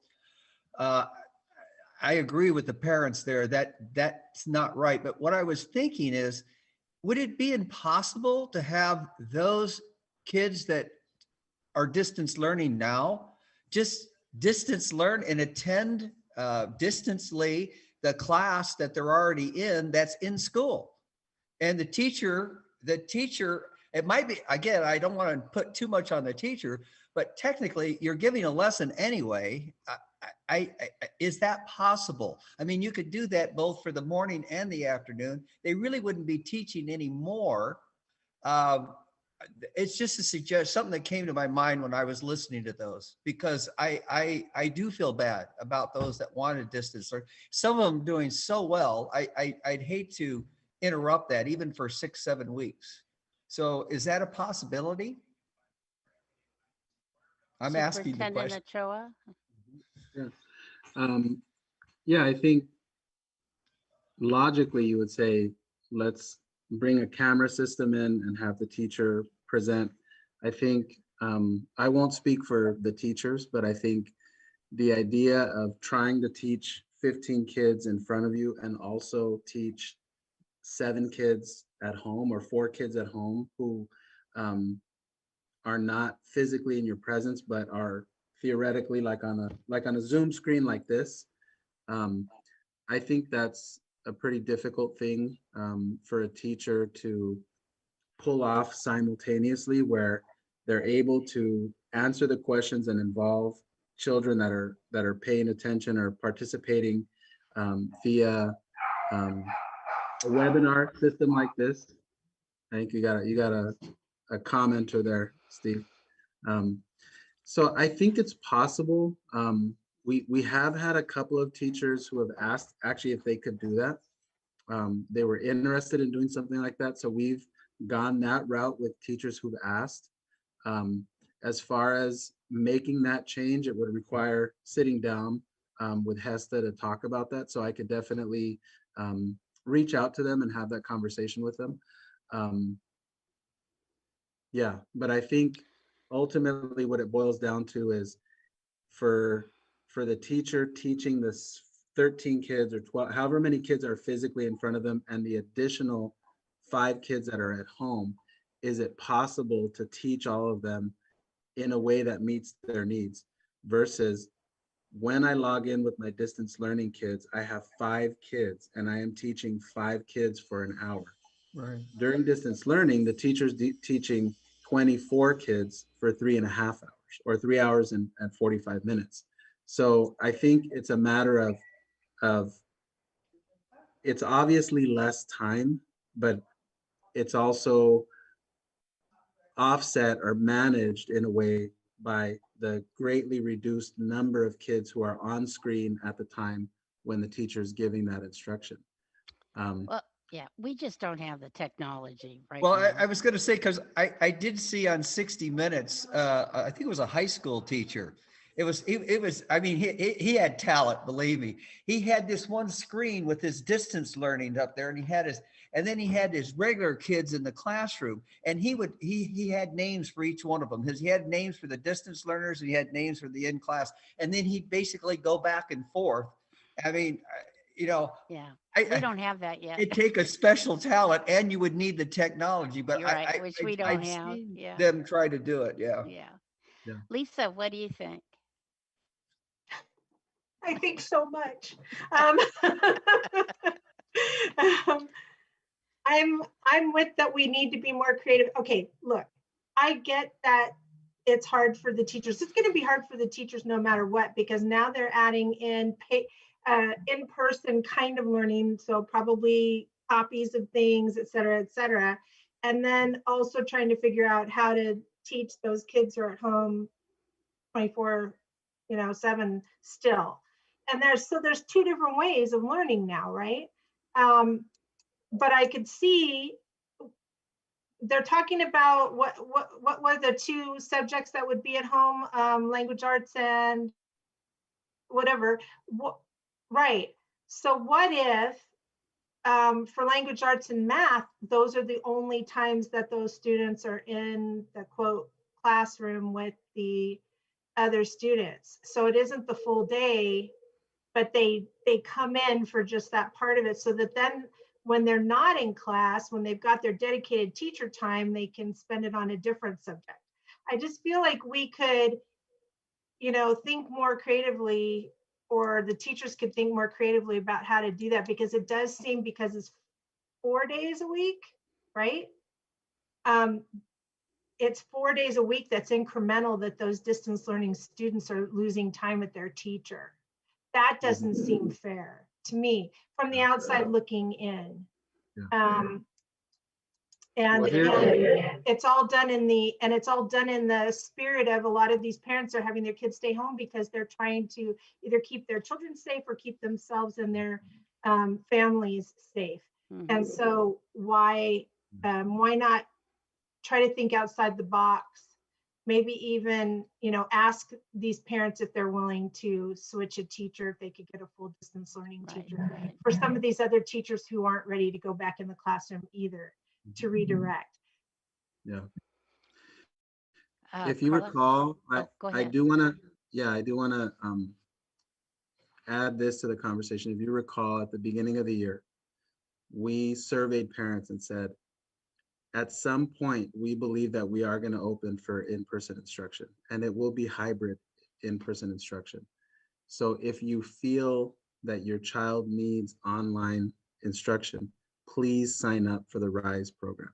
So our district, unlike almost any other district in the county, has had a fully separate, dedicated online learning program for families, over 300 families throughout the course of the year who've signed up for the program. And at the time, we were never considering that we would go to hybrid in-person instruction and still leave the option of distance learning. At the time, we were thinking like, we're going to go to hybrid and then the families will be split. It was like A or B group, Monday and Tuesday or Thursday and Friday. There was never the thought to say, would you also like to remain on distance learning?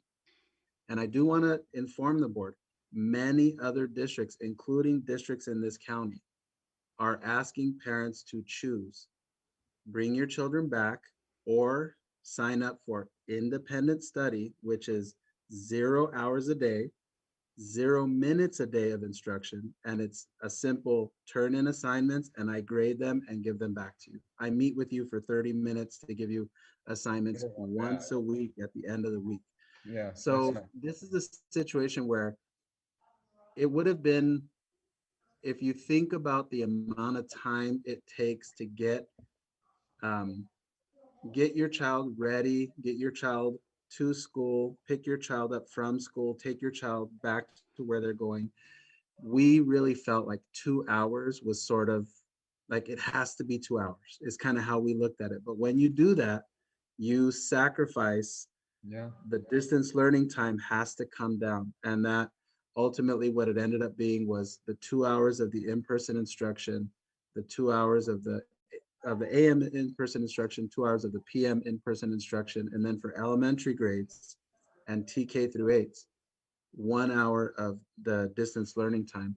Although I do want to comment, our middle schools work differently. So our middle schools do not get 40 minutes a day of distance learning, or an hour for that matter. They have 3 separate classes of 30 minutes. So when the teacher teaches in-person periods 1, 3, and 5, in the afternoon, the teacher teaches distance learning periods 1, 3, and 5. So it works a little bit different. And I know it's one of these things where it's very complicated because we're a district with so many schools and so many scenarios. It's hard to boil it down to this is exactly what we're doing, because the reality is we're different. For example, HDLA is a K-8 school, but HDLA is going to have a different middle school program than Calaveras or AAA, even though HDLA is technically, arguably very similar to Calaveras and AAA. So even in the agreement we reached with our bargaining groups, we've tried to work through some of the very finer points. But I sympathize with parents and who justifiably are saying, my child has thrived in a 3-hour and 45-minute a day program, and now it's being reduced to 1 hour of on-screen, in-person, or on-screen live instruction. And I totally sympathize with that. But I also sympathize with the parent who says, my child has been waiting for 9 months to walk onto a campus. And my child has been in those Zoom calls, but it hasn't met their need. It hasn't met their need for that in-person instruction time. So I just wanted to add that, give a couple of those minor examples, and then I'll turn it back over to Jen. Okay, Carla, what do you want to add to this? So I'm really feeling like similar to comments that Steve and Lisa are saying, and Liz too, that it's not equity. The board voted for hybrid, and now we need to really, we say equity, and we say we're for all those who are disadvantaged, and we really need to be mindful of how we do this. And so I'm wondering if, if all of you and Superintendent Ochoa would be willing to ask and go back to the negotiation table and think about that. The idea you provided, Steve, is a great idea of, like, there's 60 minutes, not Carla. no, there's equipment out there, and I don't know, and I know that, we may not have all the equipment, but there's money being thrown at us from the federal and state government, so let's use it. But there's this thing called an OWL. So I guess it's a camera that does a 360 view. It's an idea that we can use. So the idea would be, why not have our distance learning students be a part of the instruction with the in-person? So don't take away from the in-person. If they want to go to school, awesome, right? And if the CDC and everybody else is saying 3 feet, then those individuals that want to go in person, they are probably going to be okay with that because they really want their kids in person. So then you could technically have more kids in person, and then allow for those that are distance learning to still participate with their teacher and be a part of, and still see their friends, right? Because that's the other piece. That now the kids, and I'm going to be honest, personally, when I got the survey, I was all, I'm going to stay distance learning. I'm going to stay with, I saw the minutes. I felt like, wow, are we being punished? Somebody in public comment said it felt like the distance learning people are now being punished because the priorities, it just doesn't feel equitable. And then the other idea could be that you do the AM for in-person, and you do a PM for distance learning. And so, if there's a way to, again, if it's a 3 feet, you could probably put more people in the in-person and then offer, more time for the distance learning in the PM. I would really want to ask our fellow board members and superintendent to go back to the negotiation table and really see if there's a way to be able to provide more hours of instruction for everyone. Why? I just don't understand why we can't do that idea that Steve brought up of, and I think there's a word, and I can't remember the word, but it's where both distance learning and in-person are together, live streamed. Oh, digital divide. Just urging you guys to reconsider. It was very impressive. I don't know if you saw it, but it was a really good teacher.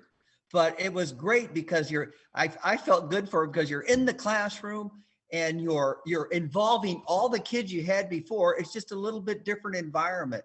And it looked like he was used to it. Of course, he'd been doing it for a while.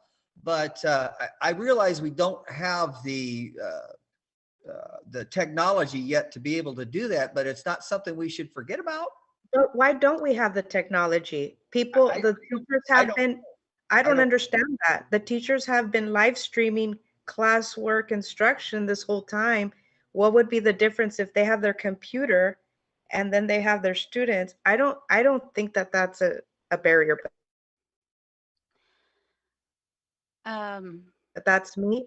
I just want to see if there's a way we can go back to it. One more thing, Jen, if that's okay. I want Sure. to ask if there's a way that we could also, with the town hall that we're having, that we could ask for ideas. And I know that it's going to be a quick turnaround because it's already April 12th, but let's hear what maybe other people, maybe there's someone in the community that's like, oh, let me tell you how to do this with technology. I don't know. Well, Something to think about. yeah, I was, when I voted at our last meeting, I thought it was going to be equal time.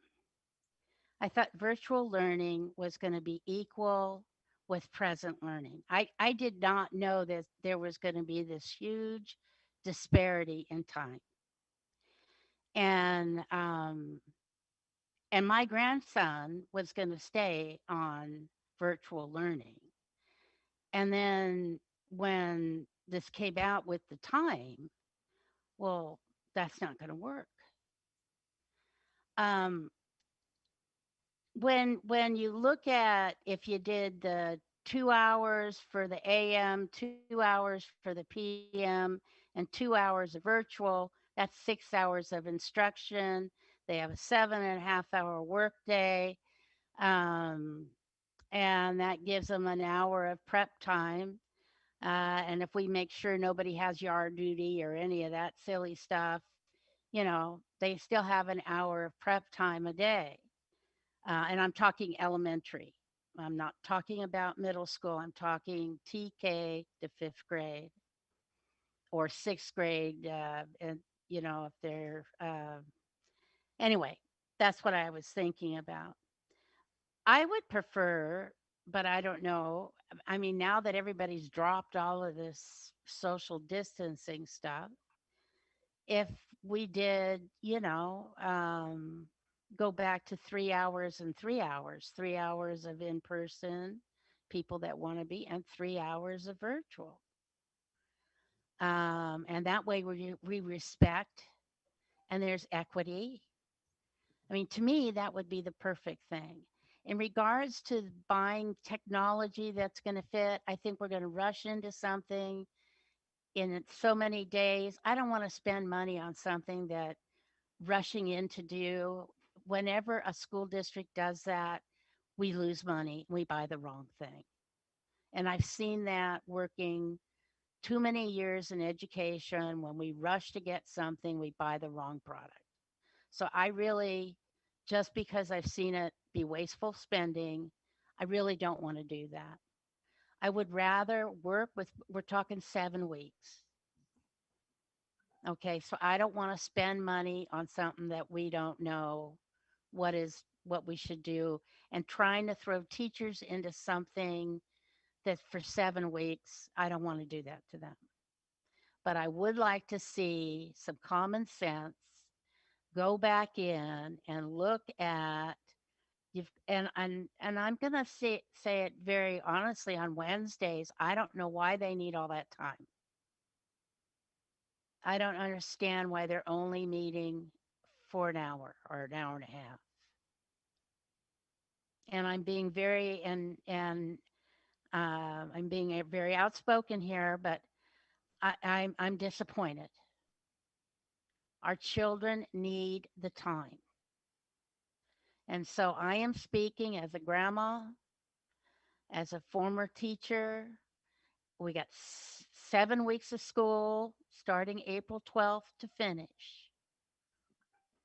And I think that our children, our community, they deserve to have equity. They should have the same amount of time for virtual as for in school. And this idea of 1 hour a day is not fair, period. Okay, Lisa. Well, Elizabeth wants to say something too, Yes. so she had her hand up first. Okay, Liz.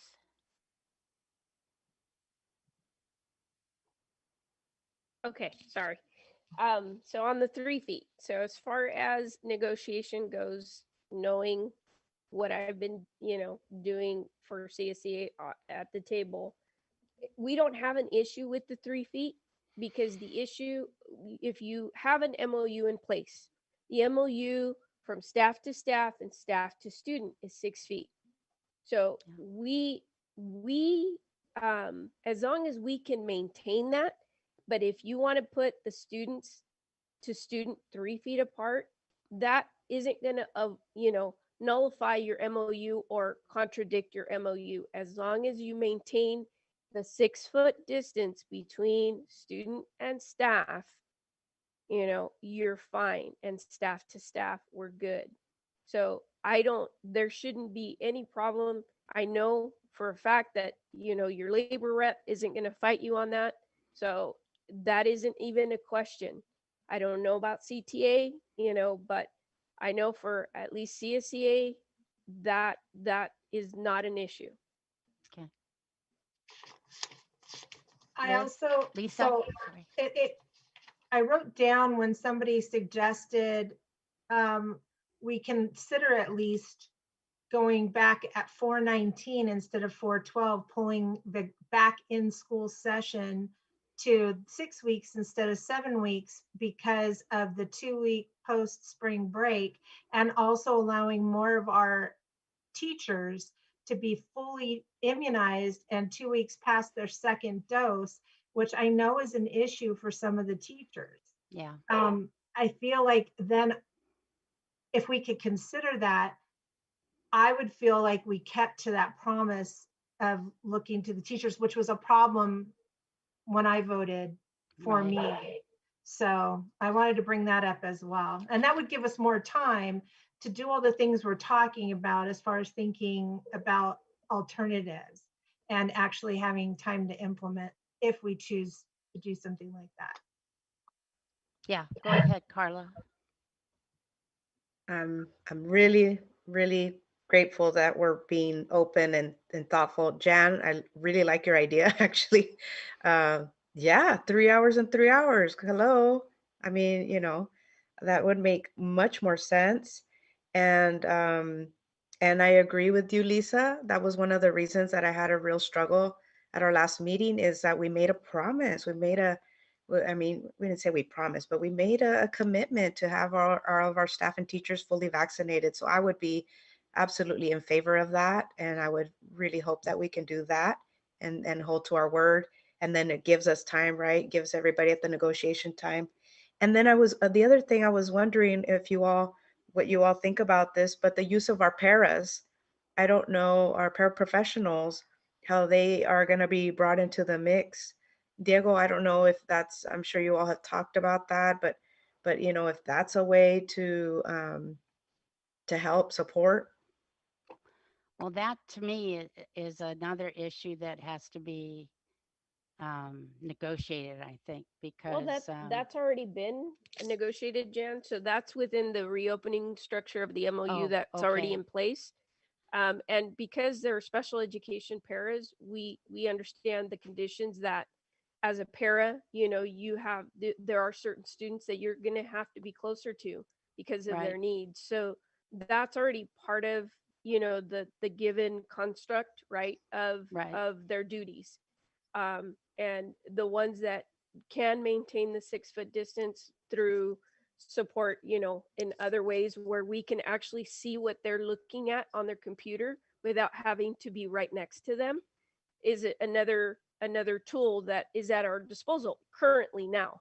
So there shouldn't be anything, that if it was on long distance, right, that they could not support them with. But we're going to have to be creative, and still be able to have aides, be maybe in a small group, but having the aides 6 feet apart from the students and still being able to support them. So it's a doable thing. And going back on the spring break thing, and the comment that one of the individuals spoke about, we cannot restrict anybody from traveling.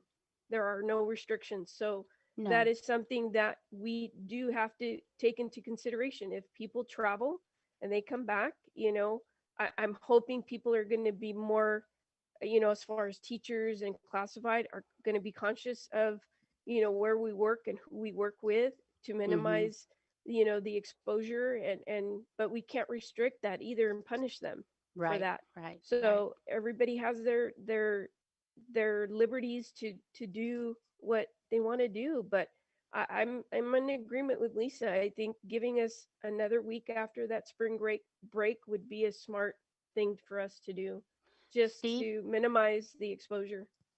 Yeah, go Yeah, ahead, I, Steve. I agree with that as well. To me, this 6, 7 weeks, whatever you're talking about here, to me, it's kind of like we were last year when we had to shut down. Yeah. We're trying things. Yeah. We know what our philosophy is. We want to be as equitable to everybody, right? And sometimes you actually have to do something to see how it's working and then make adjustments. To me, this 6, 7 weeks is going to be real important because we're going to be starting next year. We don't know exactly how we're going to be starting next year, but if we, start working on things now, by the time next school year gets here, we'll have things more under control. We'll know what works and what doesn't work. So I don't mind being flexible here. I think Jan's idea is just as good as the other one. There's equity there. If it can be negotiated with the teachers, I think you're right. It's 6 hours a day, which really is fine. I mean, honestly, we don't have to worry with the 3 feet thing. If we do that, we wouldn't even have to have a 2-day session. It would just be a morning. Morning would be in school. Afternoon would be distance learning, and you could participate as much as you wanted to. You could actually be in both, I suppose, if you wanted to. I don't know, but I don't mind being adaptable here. I just want to make sure that everybody's needs. We lost you, Steve. You're muted. Steve, you're muted. We lost your. I think he's done, Jen. I Okay. think he was done talking. I think it's time for our superintendent to speak. He's probably nipping at the bud here. I got lots of notes. I think, well, first of all, what I want to say to the board is that given your direction tonight, I'll reach out to our bargaining partners and ask to meet again. I think pushing back the date to April 19th, I'm not personally in favor of that. I'm open to talking through how April 12th is still doable, even if we're able to bargain changes.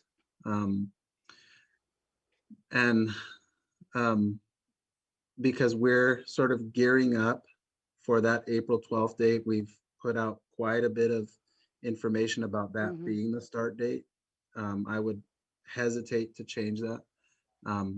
I see the thought process and the rationale for doing it.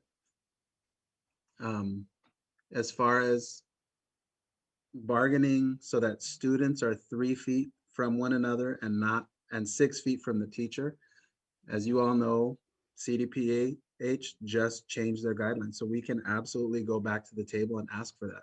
I would be in favor of that, strongly in favor of that, because it would mean that we would have one in-person cohort. So then you would naturally be able to shift. But I also don't want to bargain away from the table. I'm staring at 4 people that have a lot of experience with bargaining. So this is not bargaining away from the table, but obviously we all have a role to play. So when I reach out to our bargaining partners, I'll express the desire to get together as soon as possible, and we'll do everything that we can to address the concerns that have been brought up. And if we're able to have one cohort as opposed to an AM and PM cohort, then the amount of time can absolutely be more equivalent. It can be exactly the same or more, whatever we agree to at the bargaining table, but there won't be a reason to have the in-person be longer than the non-in-person instructional time. If anything comes through, and I think I'm speaking, and if I'm not, please, board members, speak up, is equity. We want equity for the virtual learners and equity for the in-person learners. That's what we care about most. How you negotiate that, that's what negotiations is about. But we care about equity between the two groups. And that's what's most important to us. That's right. Yes. That's right. And what we'll do, Jan, is we'll always try our best. We'll I always know that. Yeah. the plan that we put in place, we feel good about the plan. We feel thankful for everything that we accomplished at the table to get to the point that we're at. But we're also never in a state of mind where we're saying, we know everything, we know it all, we're the best, we can't grow, we can't change. Sure. Of course we can. And your role as board members is to shape these decisions and to guide us in one direction versus another. So I'll just ask the board for time. Just let me Yeah. get together with our bargaining groups and see where we can And go. and we will I'm going to speak for the board again, so speak up if I'm wrong, but we will have a special board meeting if you need us to approve of something. I don't know if we have to approve it or not. This was a discussion item, so if, I don't know if you need us to approve it or not, but No, okay. no, I can reach out to our bargaining partners. Okay. But I mean, after you negotiate it, do we have to approve it? We'll have to set a special meeting, Okay. assuming we All can right. come to some other agreement. Yeah. Okay. All right. Carla? And I just wanted to say, like, the 6 feet thing, I mean, is ideal, right? I don't want to say like, oh, now let's go 3 feet just because CDC says, right? You all negotiate that with the teachers and what makes sense, and it's also thinking of numbers in the classroom, right? We're not saying like, have it a full classroom. And I think I appreciate what you said about the April 12th, and maybe if it's not about moving the date, can we have considerations for our staff and teachers who are like, you know what, my vaccine appointment's the following week, can we be flexible with them in that way, even though the hard deadline or the hard date would be April 12th, with some room for flexibility, I think is what would be good. Oh, we Thank you. made that promise. I mean, that was our commitment as well to our staff, is giving them that time to get them vaccinated and ready to be in person, especially since we're not giving folks an option. We are expecting them to be back on site. So I think out of fairness and meeting them halfway, our job as a board is to determine what's in the best interest for our staff and our students. So to me, out of fairness, we made that commitment. I would want to honor it. I agree. Me too. So I think Diego will look at these on a case-by-case basis, and he's talked about it in other things that we've had to deal with, and he'll make those decisions. Is that fair, Diego? Okay, we got a thumbs up. So, because I don't want to put him in a corner, so let him do the case-by-case basis. Any other discussion on 8D? I think it was very good discussion. And let's now go to 8E, which is page 207. And this is on creation of a new educational, because we don't do anything old here. Poor Diego. We never let him rest. This is on Yeah. alternative education for our Yeah. 7th and 8th graders.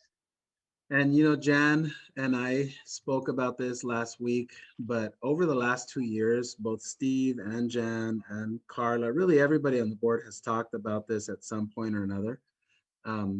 We are basically wanting direction from the board about how quickly the board would move towards a program where let's say we have a 7th grader at Rancho San Justo that has grades dropping and attendance dropping and is disengaging from school. I think the idea in the past was to find an alternative placement for the child outside of our district. So basically to lose the kid to a county program or some other program outside of our district. So I wanted to invite Kip, you all see Kip's on the call there, and to give the board an opportunity to talk about what you want to see from something innovative, something different that can reach children who are going through, in some cases, trauma, in some cases, personal, social, major changes, in some cases, anxiety from a large school. You know, our 2 middle schools are really big places. So some kids disengage because they can't function at a school with 800 other kids, where every 50 minutes bells are ringing and they're, you know, they're kind of in that big crowd type of scenario. So I want to turn it over to the board and turn it over to Kip to basically have a public conversation about what do you all want to see from a school that would meet the needs of kids who could be going down that disengagement or that falling way behind in credits, or in some cases, behavioral issues at a school. If we were to create a program, what would you all want to see? So I will stop talking and I'll turn it over to Jen, and feel free, Kip, to chime in when the opportunity presents itself. One of the first meetings that Carla and Steve and I had was a lunch meeting, and we were talking about our philosophies. And we were talking about how kids that are not making it in the middle school, we send them over to the county, and it's like we've Wash your washed our hands. hands with them and we've given up.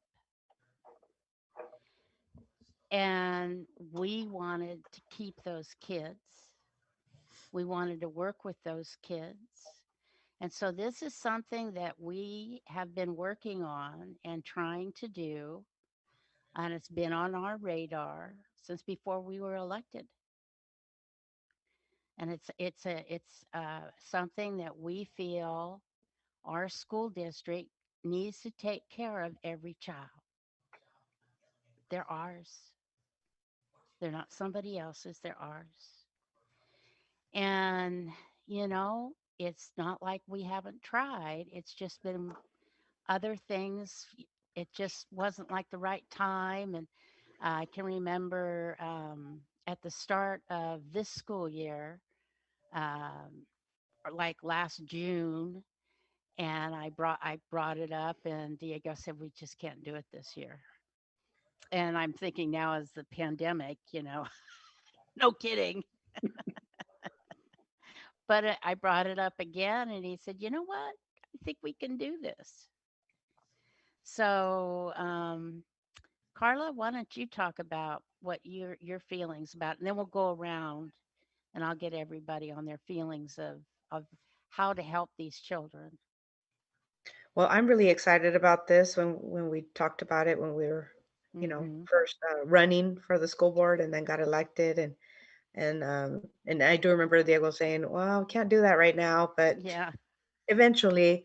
And so I think the idea is about not, and it goes with the school to prison pipeline, right? It follows everything that we're talking about. It's not throwing away our students that don't do well. And, I think I've shared before, growing up, I have family and friends that ended up being sent to those alternative schools. And we know who was there, and it was like, the people that they just threw them away. Yeah. That's And then right. a lot of times they wouldn't come back because it's really hard to come back, right? With the credits and your behavior. And so Mhm. I'm really excited about this. This is a way for us to do that restorative, really look at trauma. It would be great to have art and dance and any kind of, things that, maybe these students would spark creativity in them, you Mhm. know, so I'm really excited, and I think it'd be good to get maybe input from the middle school students as well. Like, what would you like to see? What would help you?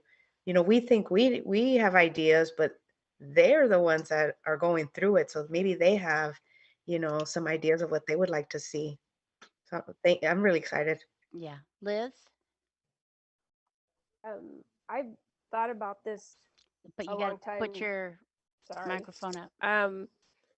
I would love to see non-traditional schooling. Right. For me, the traditional obviously was not working. Non-traditional, how do kids learn? I mean, we all learn differently. Some kids learn hands-on, finding the things they love as interests and build that into their education. Um, Struggling as a kid in school with my ADD, feeling stupid, feeling like I didn't belong anywhere, not because I wasn't born here. And it just, even the cultural component, having kids feel proud of who they are, knowing who they are, where they're coming from, being, just even learning that cultural piece for a lot of our kids, Yes. it's who they're missing. Mhm. It's like you don't know who you are as a person. So it's in building your education comes through building who you are, just as we have as adults. Our life experiences have built us to be who we are, right? Our education, our just our life experiences make up who we are as individuals, and this is what we're trying to teach our kids. So to me, that's what I would love to see us design, something out of the box, completely out of the box for these kids that, even though they may think they don't belong anywhere, but they're ours. They belong to us. We have to learn to have them feel like they belong to something and someone, and they're important to someone. So to us, that's what we need to create. I'm excited about this opportunity. I think everybody on this board is excited, and I could see Kip already kind of like, okay, this is, Let me talk. who could we, and just getting this off the ground, but creating something just, I mean, incredible. I'm excited about it. Let's do Lisa and then we'll end up with Steve. Go ahead, Lisa. I'm in favor of what everybody said here, and I also agree. I mean, I've had one of my brother-in-laws had to go to an alternative school, and you know what? He was the brightest kid. He just didn't want to learn the way everybody else wanted to learn, right? And I know that those kids exist. I've experienced them myself. A lot of time it just is about getting to know them and letting them be seen, where they feel seen and not just, I'm not like everybody else, therefore I'm invisible. Right. I know it puts I feel like it will put an extra burden on the teacher to some extent, unless we can craft the program in a way that it's integral with other kind of people that I don't know about. Not having been a teacher, I'm going to defer to all the rest, or been in education formally, I'll defer to all the rest of you, but I am conscious of the right skill sets, the communication structures and styles, and how that will be very important, how you speak to the child. And then, but I'm very in favor of creating something. Great. Steve? Well, I was a teacher, and so I have a little experience in this area, and like Liz, I had ADD.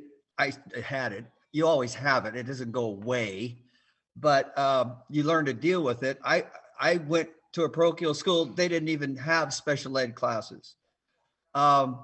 So it was kind of a goal of mine when I finally had to figure out on my own what my problem was and deal with it. I don't even call it a problem. I just have to learn how I think. Somebody mentioned earlier, how do you think? Well, people don't think the same. I didn't think the same. That doesn't make me stupid. And you get a little sensitive about it after a while. Sure. So when I did, one of my main goals is when I became a teacher, I was going to look out for things like that. And I made it a goal to try to find there. Every kid doesn't go to school wanting to be unsuccessful. They all want to be successful, but you have to, if there's a problem, we have to get down to it, and you can't really waste time. In middle school, which is different than elementary school, obviously, we had, in the old days, we had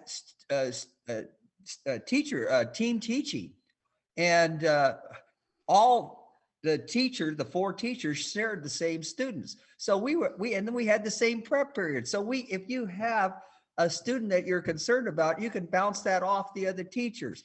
And the key is, don't wait. It has to be in the beginning of the year. Anybody that has taught understands that the longer you let an issue go with a student, it's not going to get better. If you don't address it right away, that's the only way that you can make some progress on that. In elementary school, the same thing. You only have whatever, you end up having 20, 25 kids. Refer them right away. We have psychologists. We have a lot more people that can help us than maybe in the old days. And to me, the real key to this, setting this program in motion, is early intervention. Be proactive, not reactive. If you see something, say something. And let's get to the issue. Don't be afraid. Don't put it off. Let's get down to it. And once we can get the system that we've talked about going here, it's a lot easier to feed into that system when you have early recognition. You can't let things go. They will never get better by letting them go. They just won't. You have to attack things early on. And when I say attack, I mean have some understanding. Try to find out what the issues are.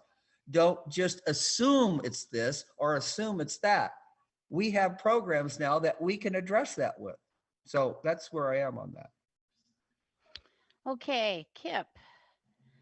So tell us what your ideas are, and or give us a preliminary overview of how you see this working.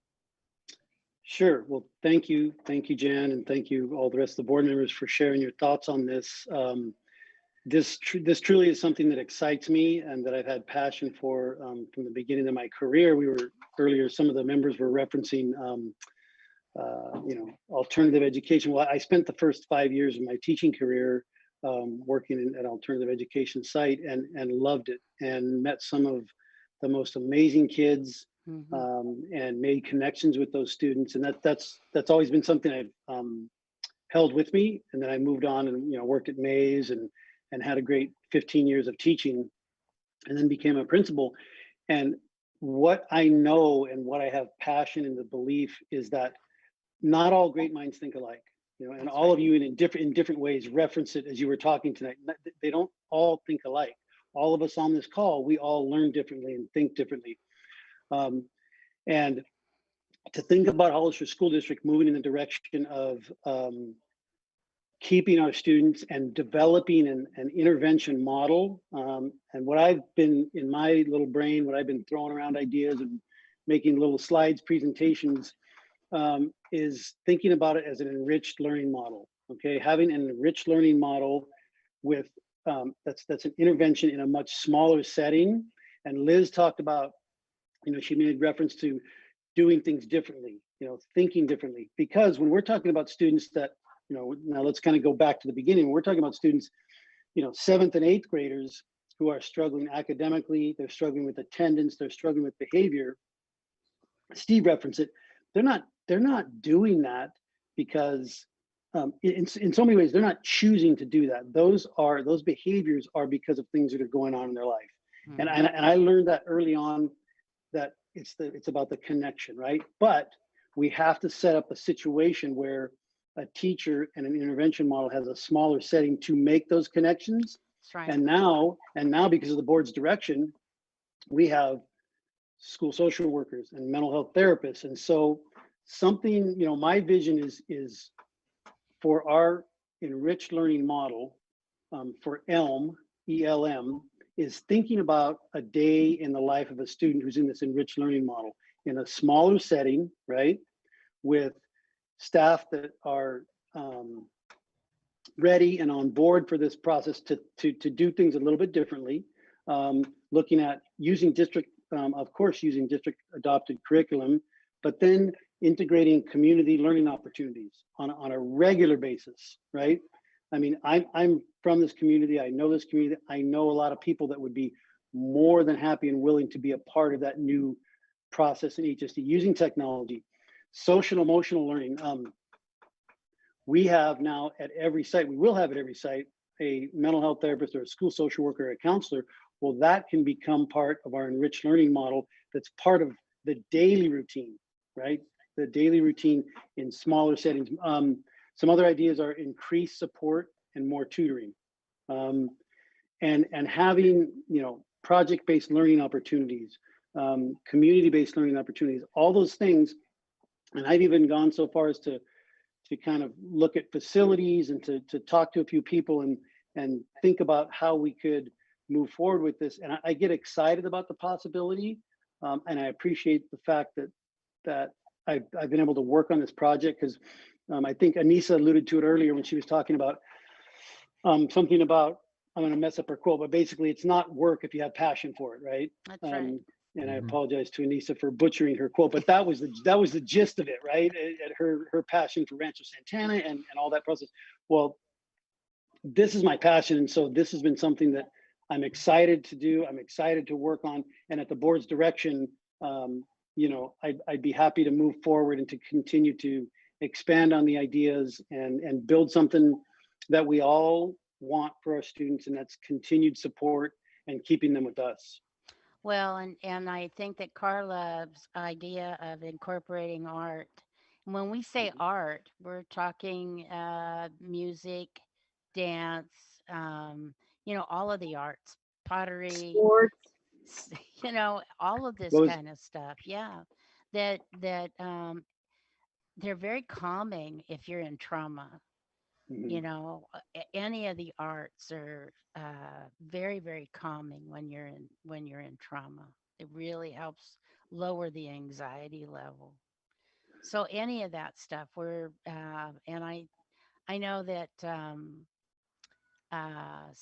we're going to have some kids that are going to have some trouble adjusting. I agree, and I just thought about something that Lisa shared a minute ago. I think it was something to the effect of they just want to be seen, right? Students just Yeah. want to be seen.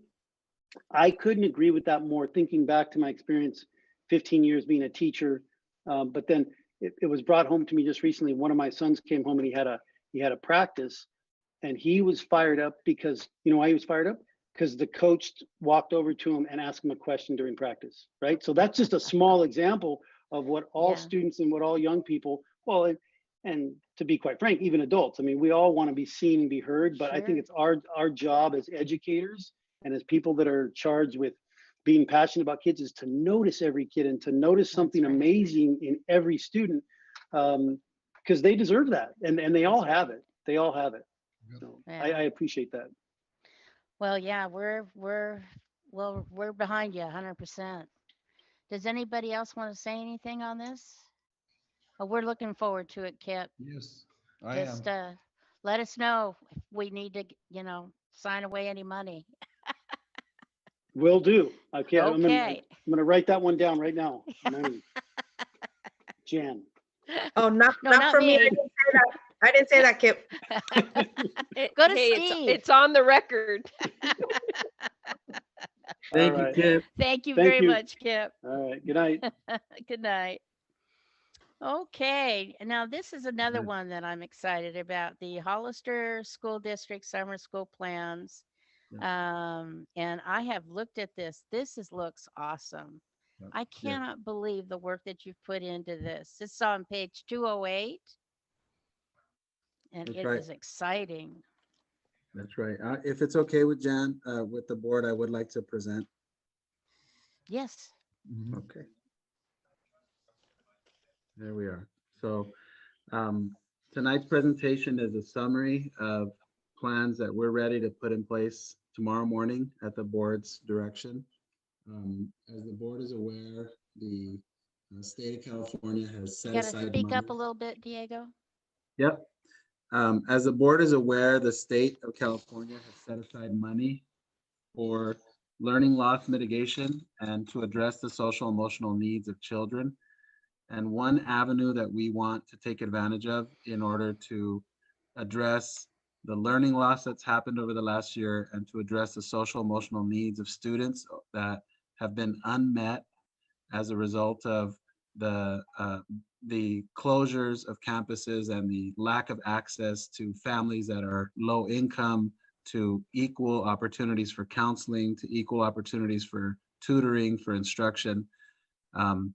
We are all aware that depending on your family income, you have opportunities that are available to you that are not available to you if you have less income. So we have kids who are unsupervised with no additional adult support doing distance learning right now.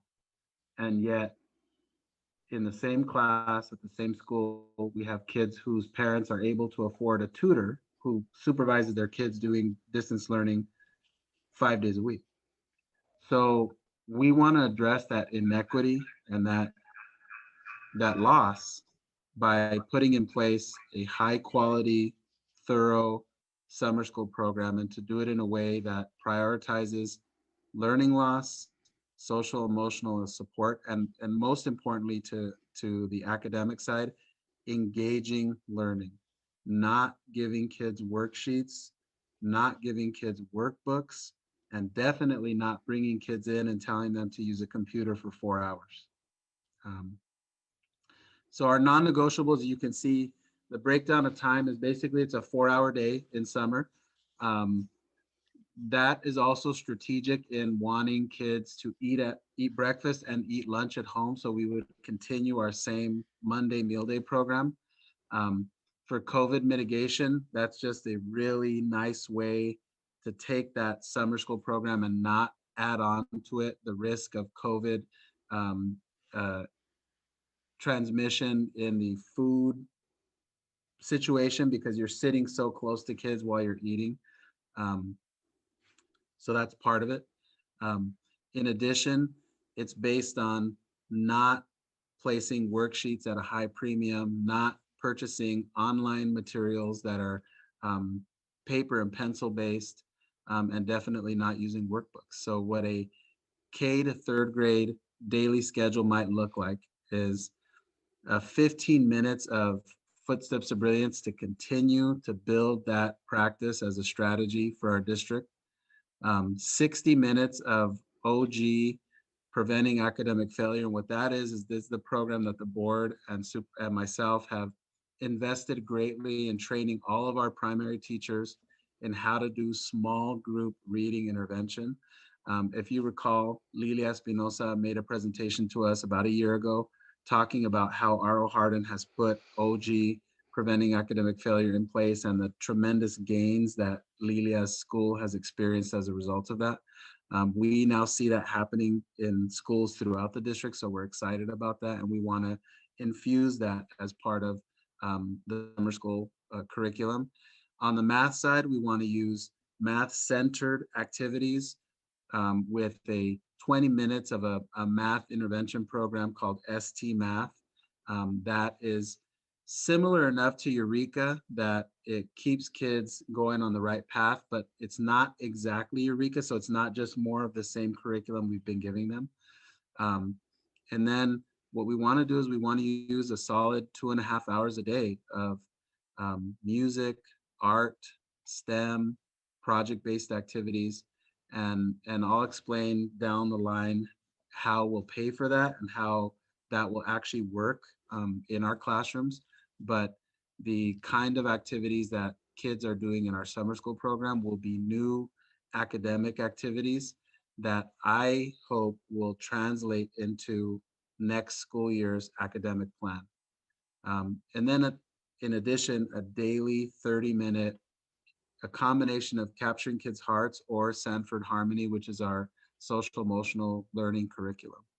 At the middle school level, you'll see that there's some changes because we're using AR, which is our accelerated reader program, and Benchmark, which is our adopted English text.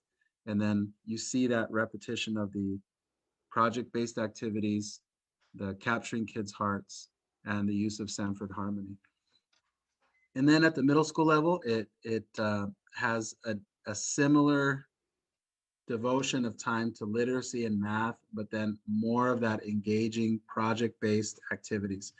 So as far as curriculum goes, what I hope you'll see at our summer school programs is what you're looking at here is a classroom library of kits that work as part of a circuits program. So students and teachers receive almost like a job sheet. If you're doing a specific project that tells you, this is the end result, and this is what you need to build this project, and this is where you can select from the things you need to build this project. So we would set this up so that the teacher has a setup like this, so that the students can actually select the items that they need and put their put their brains to use, get engaged, to use their hands and build things, but to take the ownership of having to make the decision of going and acquiring the materials that they need to work on the project, which we think is a really, really important skill. There's going to be technology infusion. This is an example of a small project that involves kids using the electric technology to be able to create circuits for batteries, and to use switches, and to realize how the technology results in being able to turn a light on and being able to recircuit something so that you can make two lights turn on. And there's a whole system of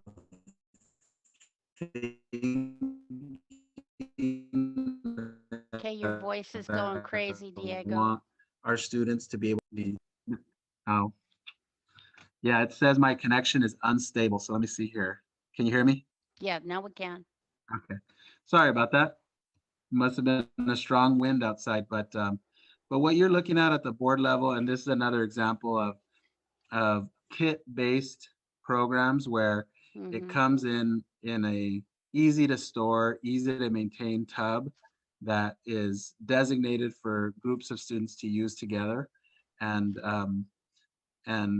our plan, according to the presentation that I'm making to the board tonight, is to staff each school so that we would be able to house as many as 15 teachers at Ladd Lane, for example, certificated staff.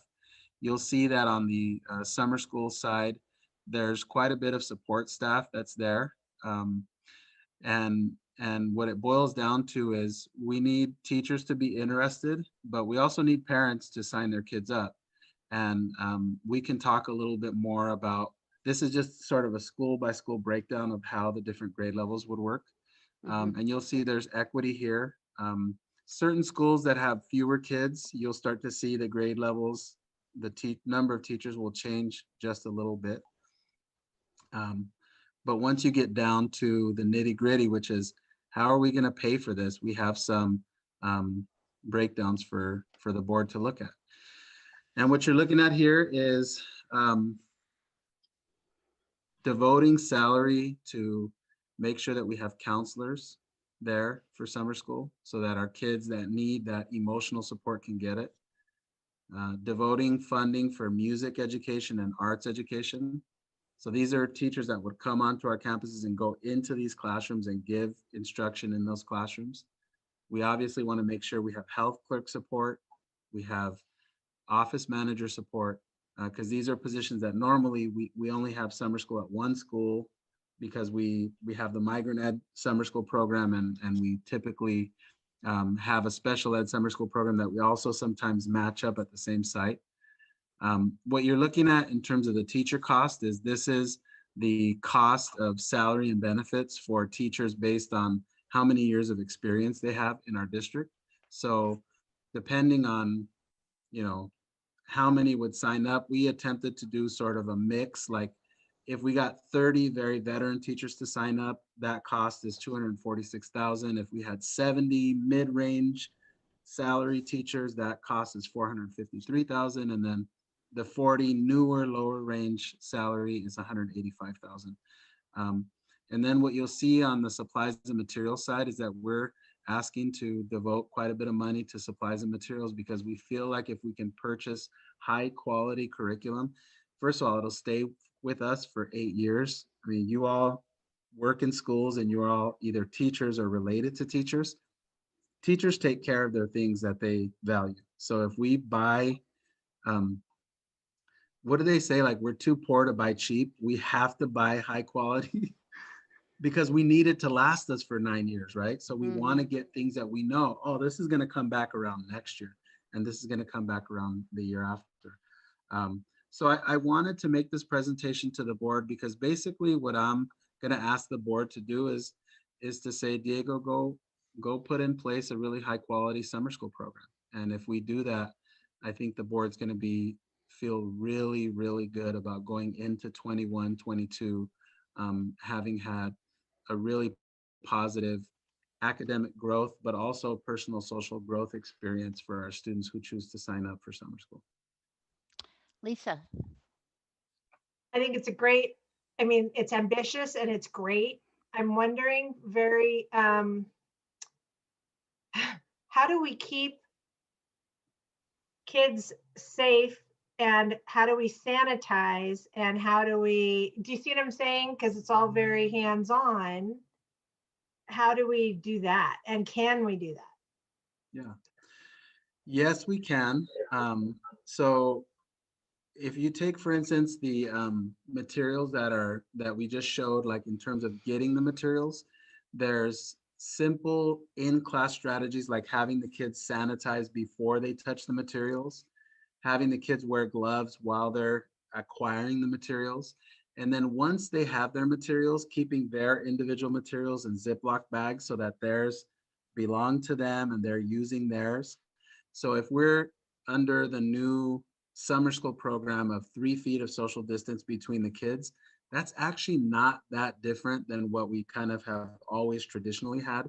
It's traditionally about almost 2 feet of distance between kids.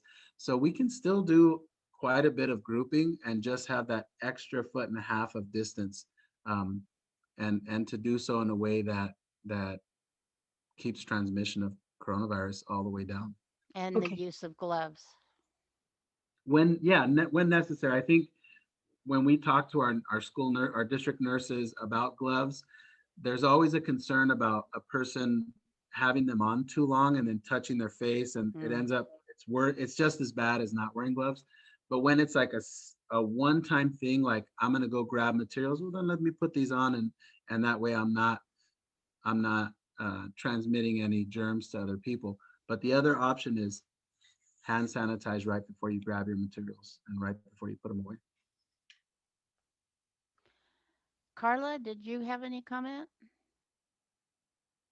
Yeah, sorry, I was having technical stuff, but I didn't hear if you said how many staff and teachers are actually interested, and then how many students do you anticipate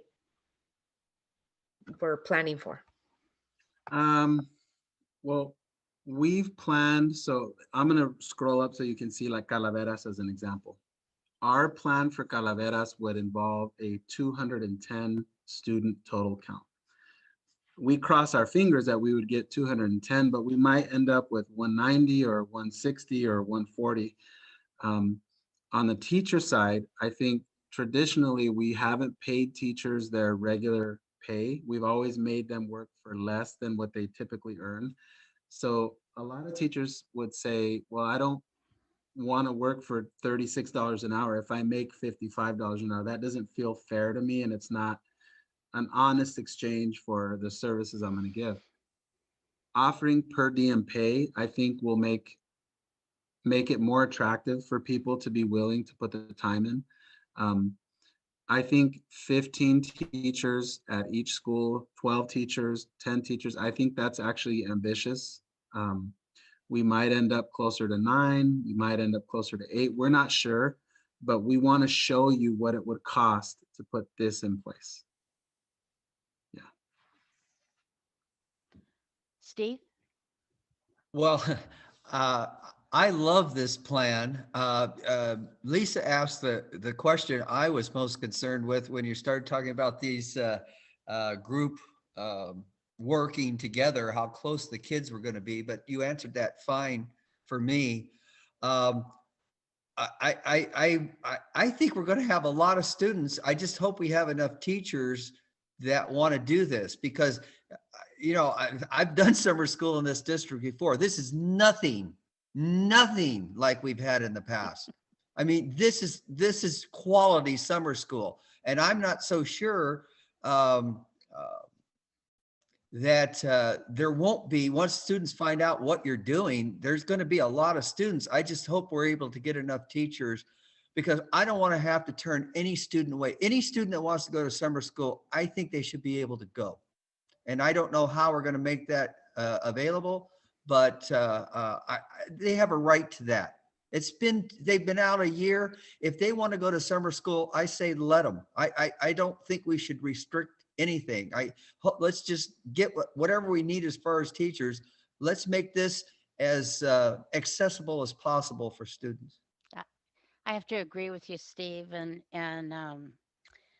these are times when I wish that we could work, Yeah, again, I do too.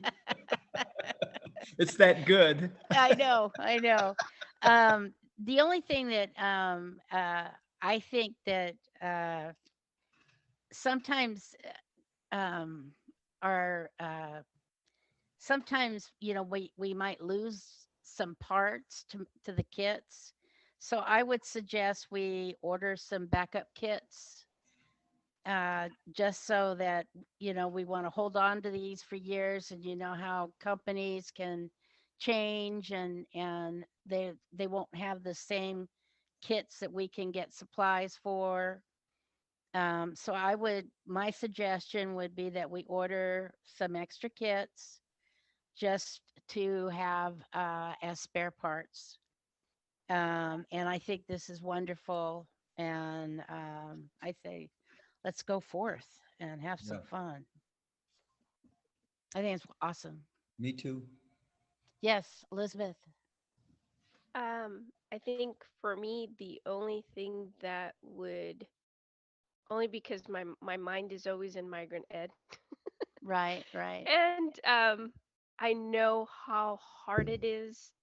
We're banking on these resources that are going to be so hard to get, and resources, I mean teachers and staff, because of course, the migrant program, we have to part 25% of our funding comes from summer school. And so for us, we need to service students during the summer to help build our allocation for the following years. And so that I know is, we're always struggling to find teachers to teach our summer school, because we're in competition, even though our summer school is in the evening. But when you're pairing it up, with something this big, that the district is doing that's never done before, and you again, it's just the competition and resources. I got a feeling if we're going to struggle, just to meet the needs for all the different programs. But I don't know, if we could look, we of course opening it in house, right? But then offering it to others in the community that may teach somewhere Mm-hmm. else, and maybe want a summer job, locally.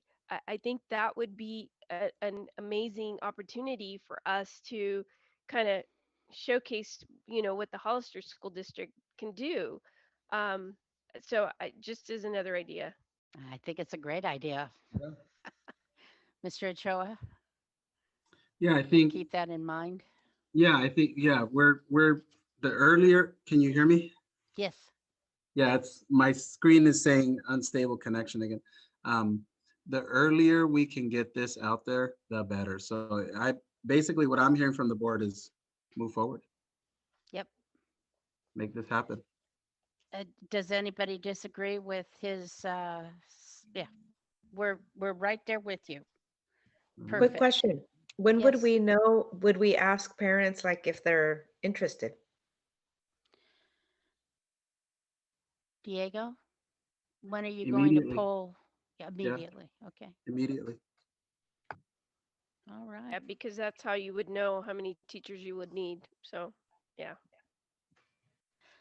All right. Now we're going to go to our public hearing, which is on page 217. This is in regard to the facility use agreement with Navigator Schools, Hollister Prep School. And our superintendent will take it away. And we do have an attendee that I'm going to invite in. Here we go. Kevin Saved. There we go. Okay. Kevin is here. He's our CEO of Navigator Schools, Hollister Prep School. And what I'll ask you to do, Jan, is to open the public hearing. Okay. State the date and time of the public hearing.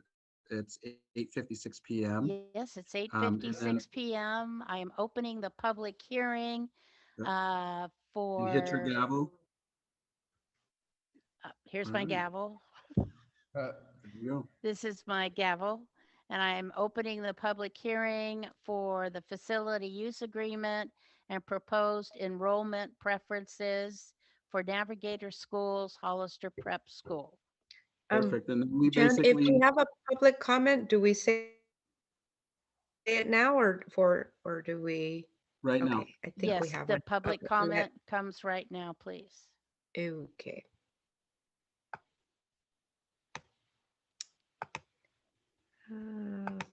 Sorry. So, double checking here. It went to all of us, but I think it's for, I don't know, Jan, what do you think? I think this one was for us to read, but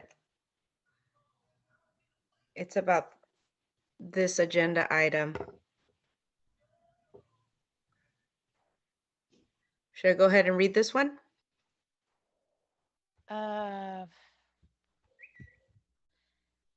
I don't know which Let one me you're double. talking about. So this one says item 10A facilities agreement. So I'm assuming it's for public comment Yes, from it the is. Hollister teachers. Yeah, okay. The board shall regularly monitor the intent and impact of district policies and decisions in order to safeguard against disproportionate or unintentional impact on access to district programs and achievement goals for a specific student population in need of services. That is language that you will be voting to include in board policy later tonight. It is easy to look forward and think of how we want our staff to change to make sure children are treated with equity. Unfortunately, systemic racism is embedded in the decisions that have already been made, and it is evident greatly at Oro Hardin Elementary School. From the lack of windows in the renovated classrooms to the lack of bathrooms distributed throughout campus, decisions for Oro Hardin have not been made with children in mind. They were made through biased lens. When Navigator Schools petitioned to open a charter on Oro Hardin campus, state law tied the district's hands as it is its decision. Oro Hardin had been forced to squeeze itself into a smaller and smaller space to accommodate a growing Hollister Prep School. But the law has changed now. School districts are not forced to keep charter schools on a campus when the program impedes the growth and development of the students the district serves. Many students at Oro Hardin qualify as homeless under the McKinley-Vento Act because they are double or tripled up. They live in cramped quarters with many people. They come to school where there's not enough room for intervention classrooms or supply rooms or places for special education service providers to meet with them, with their students, or just places to find some quiet. And now, to accommodate a different school, choices have to be made to plunk down portables for more classrooms, thus taking more space from the students who already have less of it, or increase class sizes because there's no room to grow. From the numbers Superintendent Ochoa sent me in February, Arlo Hardin's fifth grade classes can either sit at 34 each next year, or there can be a combo fourth, fifth grade class because there is no room for a fifth grade class right now. We speak of trauma-informed practices, of eradicating institutional bias, of underrepresented populations, but then we vote to extend an agreement that creates disparities for the very children we swear to stand by. Before you vote on this agreement tonight, please take some time to discuss a plan that allows R.O. Hardin to grow to its full potential. It serves a fantastic student population, is led by a compassionate and forward-thinking principal, and has a loyal, dedicated staff. You have all the pieces to break down the barriers to success for these children. Make a plan tonight to begin to follow through on the commitment you made to them. Thank you for your time, Angela Higgins, HESTA President.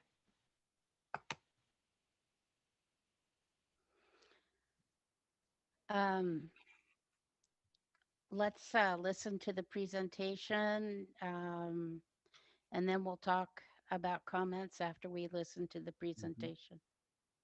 Yeah, so we are joined by Kevin Sved. Kevin Kevin, I'll let you go into more detail about your the length of experience with Navigator Schools and with Hollister Prep. I've worked with Kevin since 2019, and what we're bringing to the board for the board's review here is the facilities use agreement for next school year, as well as a proposed change to the enrollment preferences that will give families that live in the R.O. Hardin neighborhood and in the Calaveras neighborhood access, if they choose to have their children at Hollister Prep School, to be able to register their children there in a way that provides them increased access and addresses a concern that that I identified over the last 2 years of having minimal access to classrooms at their schools and then having to attend schools across town. So I want to give Kevin a chance to speak to us. Kevin submitted and Kevin and I worked together on the facilities use agreement for next school year.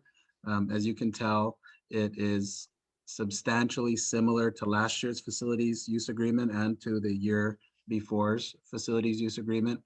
I do want to say that there is a great deal of community support for Hollister Prep School, and as partners to our district, Hollister Prep School has been extraordinarily professional and has provided an academic program that I think we're proud to have them serve children in our community. So I want to give that, just kind of open with that and turn it over to Kevin to speak to the board. Good evening, Superintendent, board members. Really appreciate you taking the time tonight to do all the work you're doing and to consider our facilities use agreement and the change to our enrollment preferences for Hollister Prep. As Superintendent Ochoa mentioned, the rationale for the change in enrollment preferences is to give a higher level of priority to students that either attend or reside in the R.O. Hardin boundaries or the Calaveras boundaries. In the past, there was a weighted priority for R.O. Hardin students or students that resided in the R.O. Hardin's attendance area. A weighted priority basically gave them a better random chance. So it was a 4-to-1 weighted priority over other Hollister School District students. And while that was a weighted priority that resulted in the largest number of our students coming from the R.O. Hardin area, it didn't result in an opportunity for all of those applicants to basically be enrolled prior to other students outside of the boundaries. And so Just going back to the very beginning of our partnership with Hollister School District, which started before I was here. I'm in my 5th year now. But we're so thankful that the partnership with the school district has just flourished, in our opinion, over these years. And together we've been able to serve the students of Hollister Prep that are also the students of the Hollister School District in a very high quality manner. So just in thinking about our impact on the facilities, as you may remember, a couple of years ago, we made some adjustments to the use of the facilities to better accommodate and address some of the concerns that we were hearing from the staff at R.O. Hardin. For example, we moved all the middle school from the south side of the campus to the Hollister Prep side of the campus. So we swapped out the grades 3 to 5. So that was one adjustment that we made. We also decreased the amount of the time that we requested access to the library, and we decreased the amount of time to the multi-purpose room. So we are absolutely amenable to figuring out how to best make our collaboration work. And again, we're just very thankful for your support in serving Hollister School District students through this collaboration with the charter school. I'm happy to answer any questions and address any comments. So what I'd recommend, Jan, now that we've had this public hearing, is that we read any other public comment that we have regarding this item and then move to our next item, which is the consideration of approving the Sure. Agreement. Okay. Is there any other public comments? Okay. So I'm going to close the public hearing right now since we don't have any other comments, and we will now move to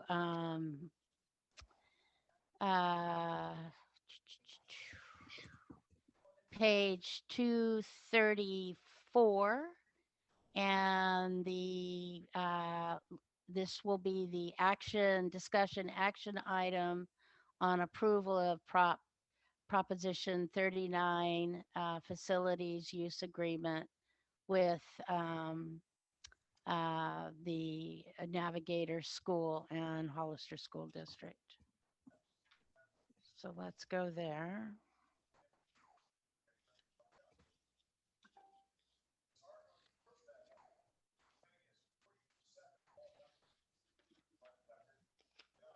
There we go. Yeah. So the board has the Prop 39 facilities use agreement and the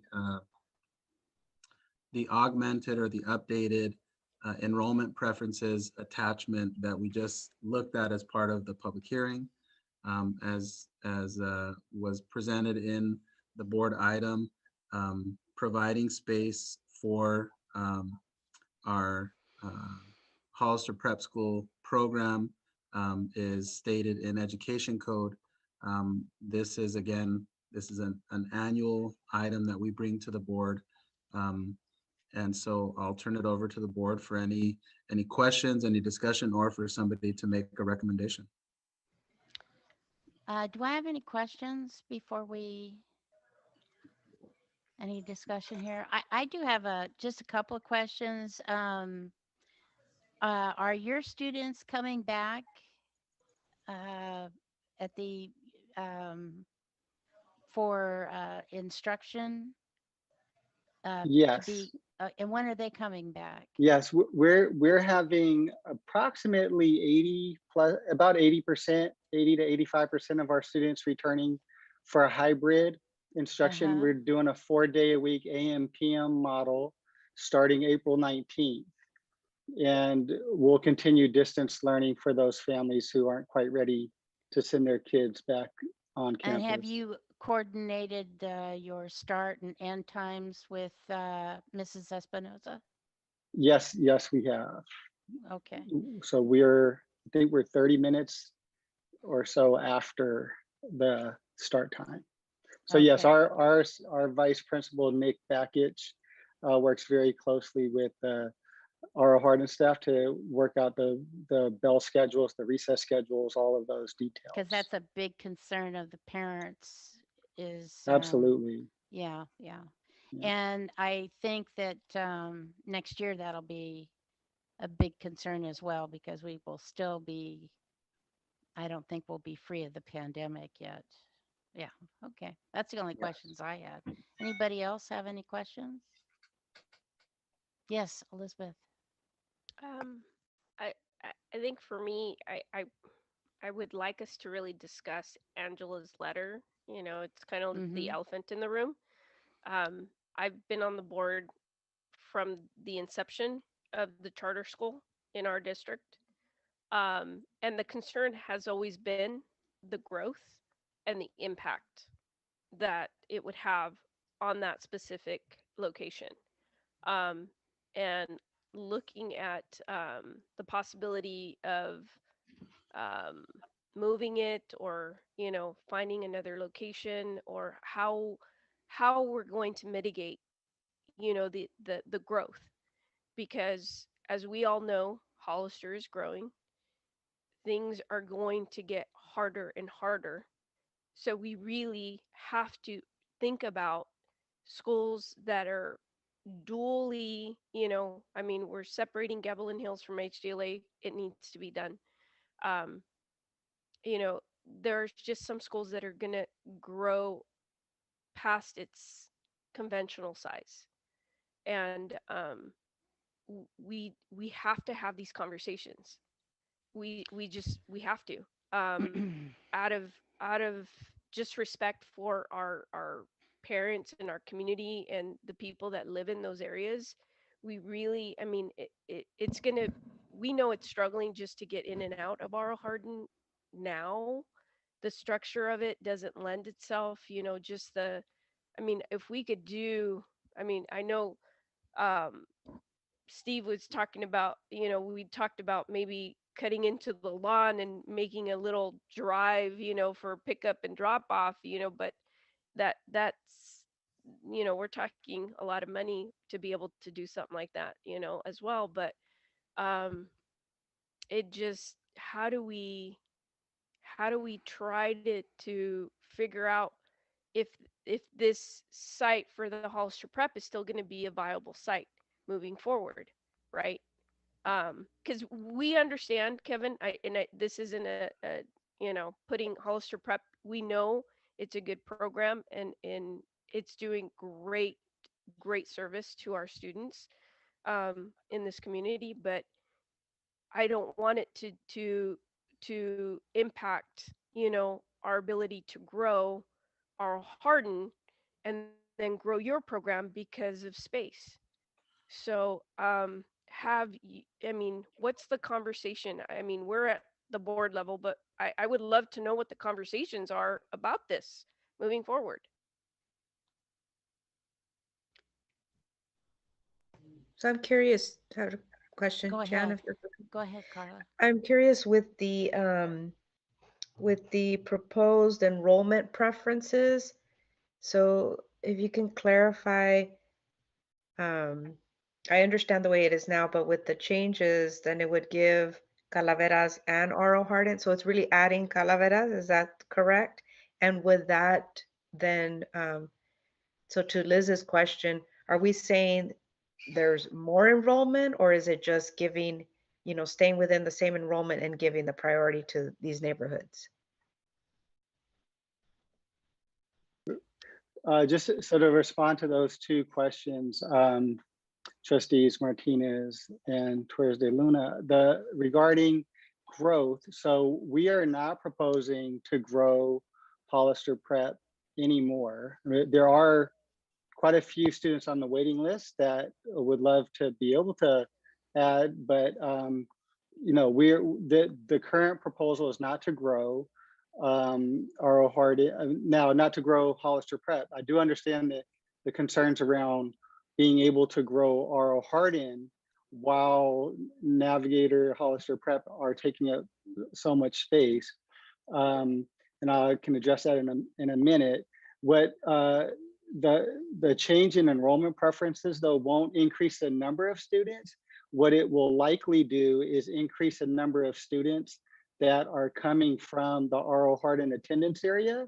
And so the thinking on it, which I think will make a difference, is it could lower the amount of impact that new students are currently having on the R.O. Hardin's campus. So for instance, last year we had approximately half of the new students that came into Hollister Prep were admitted on the sibling priority, which left so we have 60 kindergartners, so that was about 30 students came in on the sibling priority. And of those remaining 30, about 20 were not from the R.O. Hardin campus. They were from other school district campuses. So it kind of spread it out, the impact. But if we're able to serve more R.O. Hardin students whose parents are selecting to go to Hollister Prep. Now remember, Hollister Prep is a school of choice. There's no requirement. It's, you know, the lottery system on the enrollment. Then that would decrease the amount of new student enrollment that might otherwise, have their local attendance area be the R.O. Hardin campus. So that's what that would do as far as the first change. The second change is addressing another impacted elementary, which is Calaveras. So what it would do through the enrollment process is that after the siblings of current Hollister Prep students and then employees or children of Hollister Prep employees, maximum 5%. It's very usually much less than that. Then whoever's left on the lottery, on the enrollment list that either attends R.O. Hardin or resides in R.O. Hardin. Most of our openings, by the way, are usually just for kindergarten because we have very few students leave after they start their experience at Hollister Prep. So the most, like I said, are kindergarten, but anybody who's on the list for kindergarten that resides in the R.O. Hardin boundaries would then be selected. If there were any available spaces after that, we would then go to the Calaveras students, or the students living in the Calaveras boundaries. And then if there were still any remaining openings, then it would be a random, the next priority is anybody who's free or reduced price meals. That's our target population. So the letter, Angela's letter, speaking to students at risk and underserved, like those are the same students we're trying to have a positive impact with. Those are the same students that we are having a positive impact with when you look at our proficiency rates and so forth. So we were very intentional and the school board, this board approved that as a preference in our charter renewal 3 years ago. So that would be the next subgroup, and then it would be residents of the school district. So that it's a slight modification really to the R.O. Hardin preference, but it's basically it's absolute priority as opposed to a weighted priority. And then it also adds Calaveras into the mix. So I'm happy to address like the longer term challenges and issues if you'd like me to. But that responds directly to the two questions that were asked. So I appreciate you giving me that chance. I'd like Jan to just add briefly. I think what we want to spend some time doing with Hollister Prep School in order to address the issue that Liz has brought up. She's asking, it's like the onion, you take the layers off and there's so many things to consider. I really think we should think about a workshop down the road to really dig in and invite Kevin and invite his team to work with us and talk about how to address the concern that Liz brought to the table, which is how do we create an opportunity for R.O. Hardin to have some growth and to have some expansion. And how do we facilitate a school site that has a plan set up for the next 15 years, for the next 20 years, not just the next 2 years. But I think it's a big enough question that we should set a different and separate meeting for that. And then I think, Steve, you had a, Yeah, Go I ahead, did. Steve. First of all, Kevin, I have to admit, I have no complaints with your school. I mean, you've been very cooperative the whole time. Um, my concern, and this would be a concern one way or another, whether you were there, if you weren't there, we would still have a lot of kids. And I think the real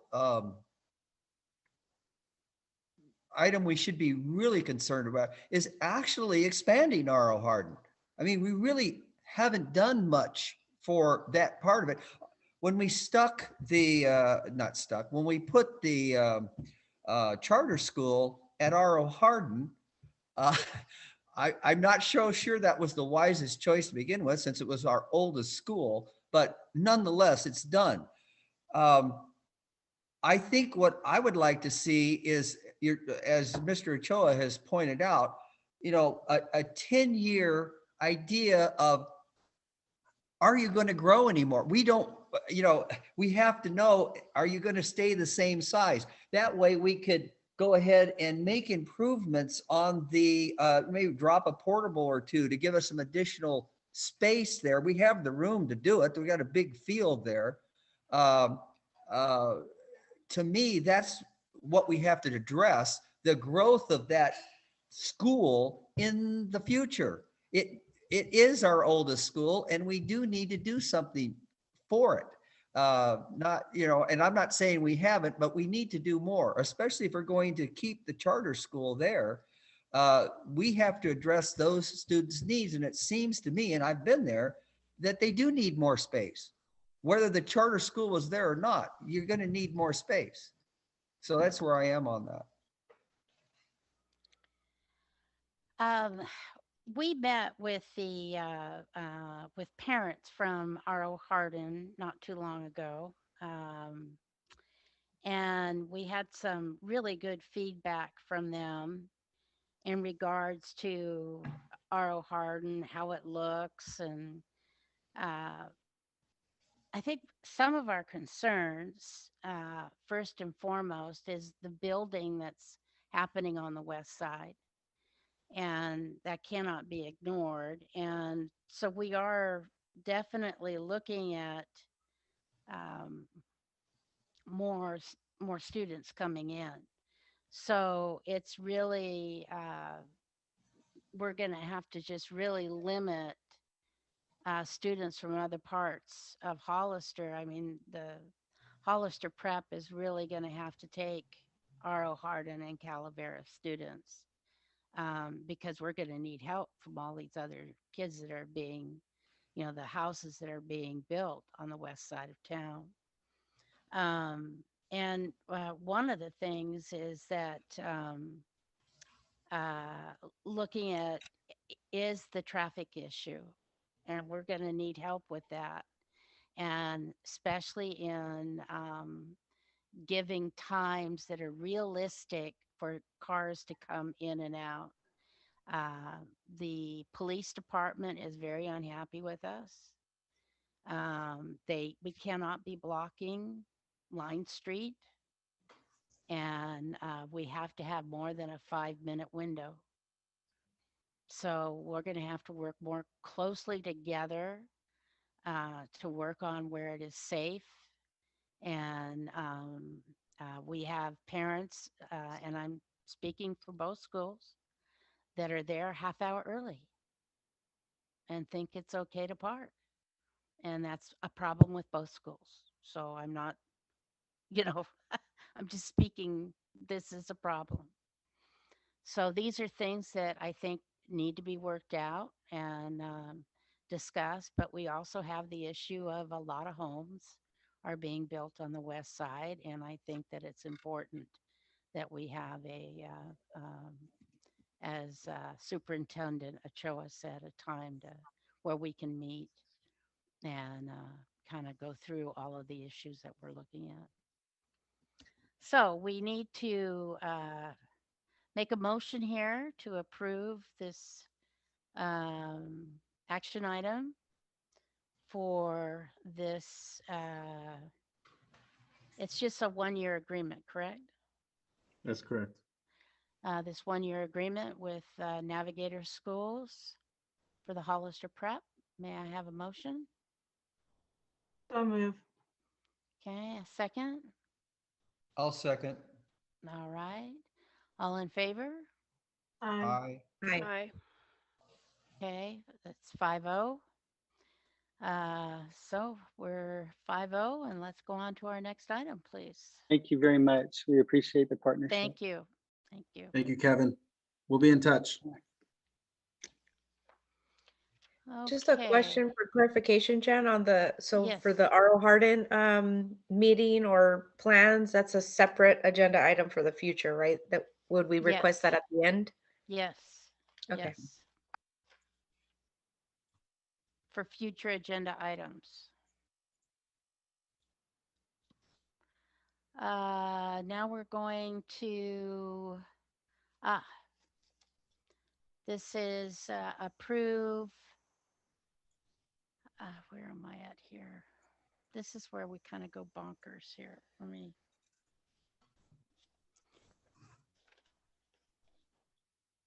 I think we're on 10B, which starts on page 235. And it's approval of proposed board policies and administrative regulations. And it starts on page 235.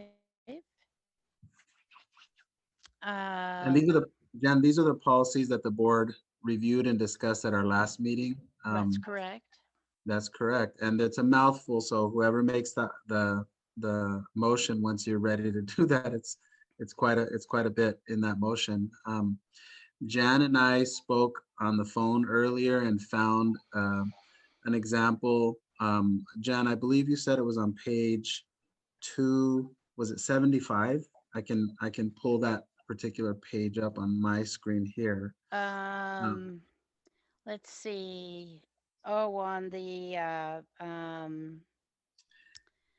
well, we have one on, we were gonna change the order on 259. 259, sorry about that. I had Yeah. it down in my notes as 275. So on page 259, if the board recalls, at our last meeting, we talked about moving the phone call to parent up the list of classroom strategies up to number 2. So it would read explicit reteaching of behavioral expectations, and then a phone call to parent, and then restorative conferences and separating students. So that was one that we talked about that would be an immediate fix for tonight's potential approval, depending on what the board was interested in doing. But these are the policies that I briefly mentioned earlier tonight that are so essential to creating like I said, the roots for dismantling and disrupting the school to prison pipeline to take effect. So with that, I will turn it over to the board, and I'm open for any questions or comments you have. I went through everything with a fine-tooth comb, and I did find a little things that, there was like a secondary, oh no, that was in the other one, huh? That was, yeah, right. That was page in the other 170. one. Right, right. This one, everything looked pretty good. Well, actually, everything looked pretty good. I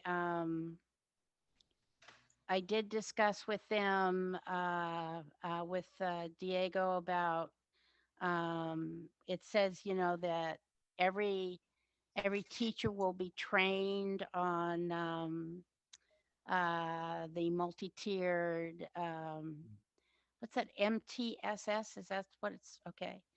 And I said, so what happens if you're hired in the mid-year? I was hired the Monday after Thanksgiving holiday. And so they're going to make make sure that they have ways set up for their when they hire, they'll have procedures in place. So I think this is well thought out. I'm just really really excited about this whole thing. This is what it's all about, guys. And we're really making some positive changes here. I don't know if anybody wants to discuss more about it, but yes, Lisa, we can't. Sorry, sorry, Okay. I know, I was trying to figure out how to get myself unmuted. So I'm going to be honest, I didn't get a chance to look at it with a fine tooth comb, but I don't know if we can ask for a little bit more time to do that, but I'll tell you, just in sort of while you were talking, Jan, on page 274, there's a numbering change, right, where we eliminated a couple of numbers, 3 and 4, and then so 3 falls down. And then it starts to go 3, 4, 5, but then we go to 8. Oh yeah. So I'm thinking that things like that are still in there. I just saw that. Yeah. and for things like that, I kind of feel like because then I missed that one. Well, yeah, well, I know, and that's why multiple pairs of eyes are always very important with proofreading, and that's what I do for a living, and so, Okay. and I can just say it's Where my were fault. you? Well, I know it's a big book this month. Yes. And I'm trying to get my taxes done too, if I want to be honest. So, but what I'm saying is then that numbering convention needs to continue through, it looks like multiple pages. Right. And so, and that's just one thing that I came across right now, but I'm assuming if we approve it tonight, it's set in stone, correct? No, Diego can fix those kind of Yeah, mistakes. so what you'll do is you'll make the motion to approve if the board is willing to do so, to make the motion to approve the board policy. And I can bring those revisions back because again, you're gonna have a whole list of other ones that are gonna be revised. So it still gives you the chance to send me an email and say, hey, I found this that needs to be corrected, or this that needs to be corrected. And then I'll just bring those back next month with those changed up, like the numbering convention you just pointed out. I'll pull that board policy out and bring that one back next month as well, with just the clerical errors or grammatical errors corrected. But we're not changing the policy. We're not taking paragraphs out or changing words or changing. Okay. Yeah, I just want to make sure that Sure. I it's full, agree. complete and correct, right? So nobody can call us on it later for any reason. 'cause No, there's they'll always just call those people you. out there. I know, besides me. Well, say, well, no, Lisa was absent that day. Okay. So with a couple of grammatical errors, I did we have a motion to approve? We Do I do have a not have a motion to motion. approve? It's complicated, right? I make a motion to approve the proposed board policies and administrative regulations, BP 0415 equity, BP 0450 comprehensive safety, AR 0450 comprehensive safety, BP 3515 campus security, AR 3515 campus security, BP 3515.3 district police, AR 3515.3 district police, BP 5131 conduct, BP 5137 positive school climate, AR 5137 positive school climate, BP 5144 discipline, AR 5144 discipline, with any corrections to grammar or numbering that needs to be sorted out and rectified.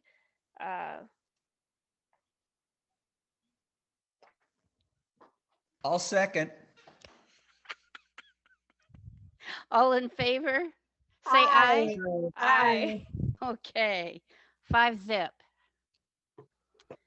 Okay, so now we're gonna approval of the proposed bylaw, conflict of interest, and it's page 289. Mhm. So this, if the board recalls, this is an item that we brought to the board during our March 15th special meeting.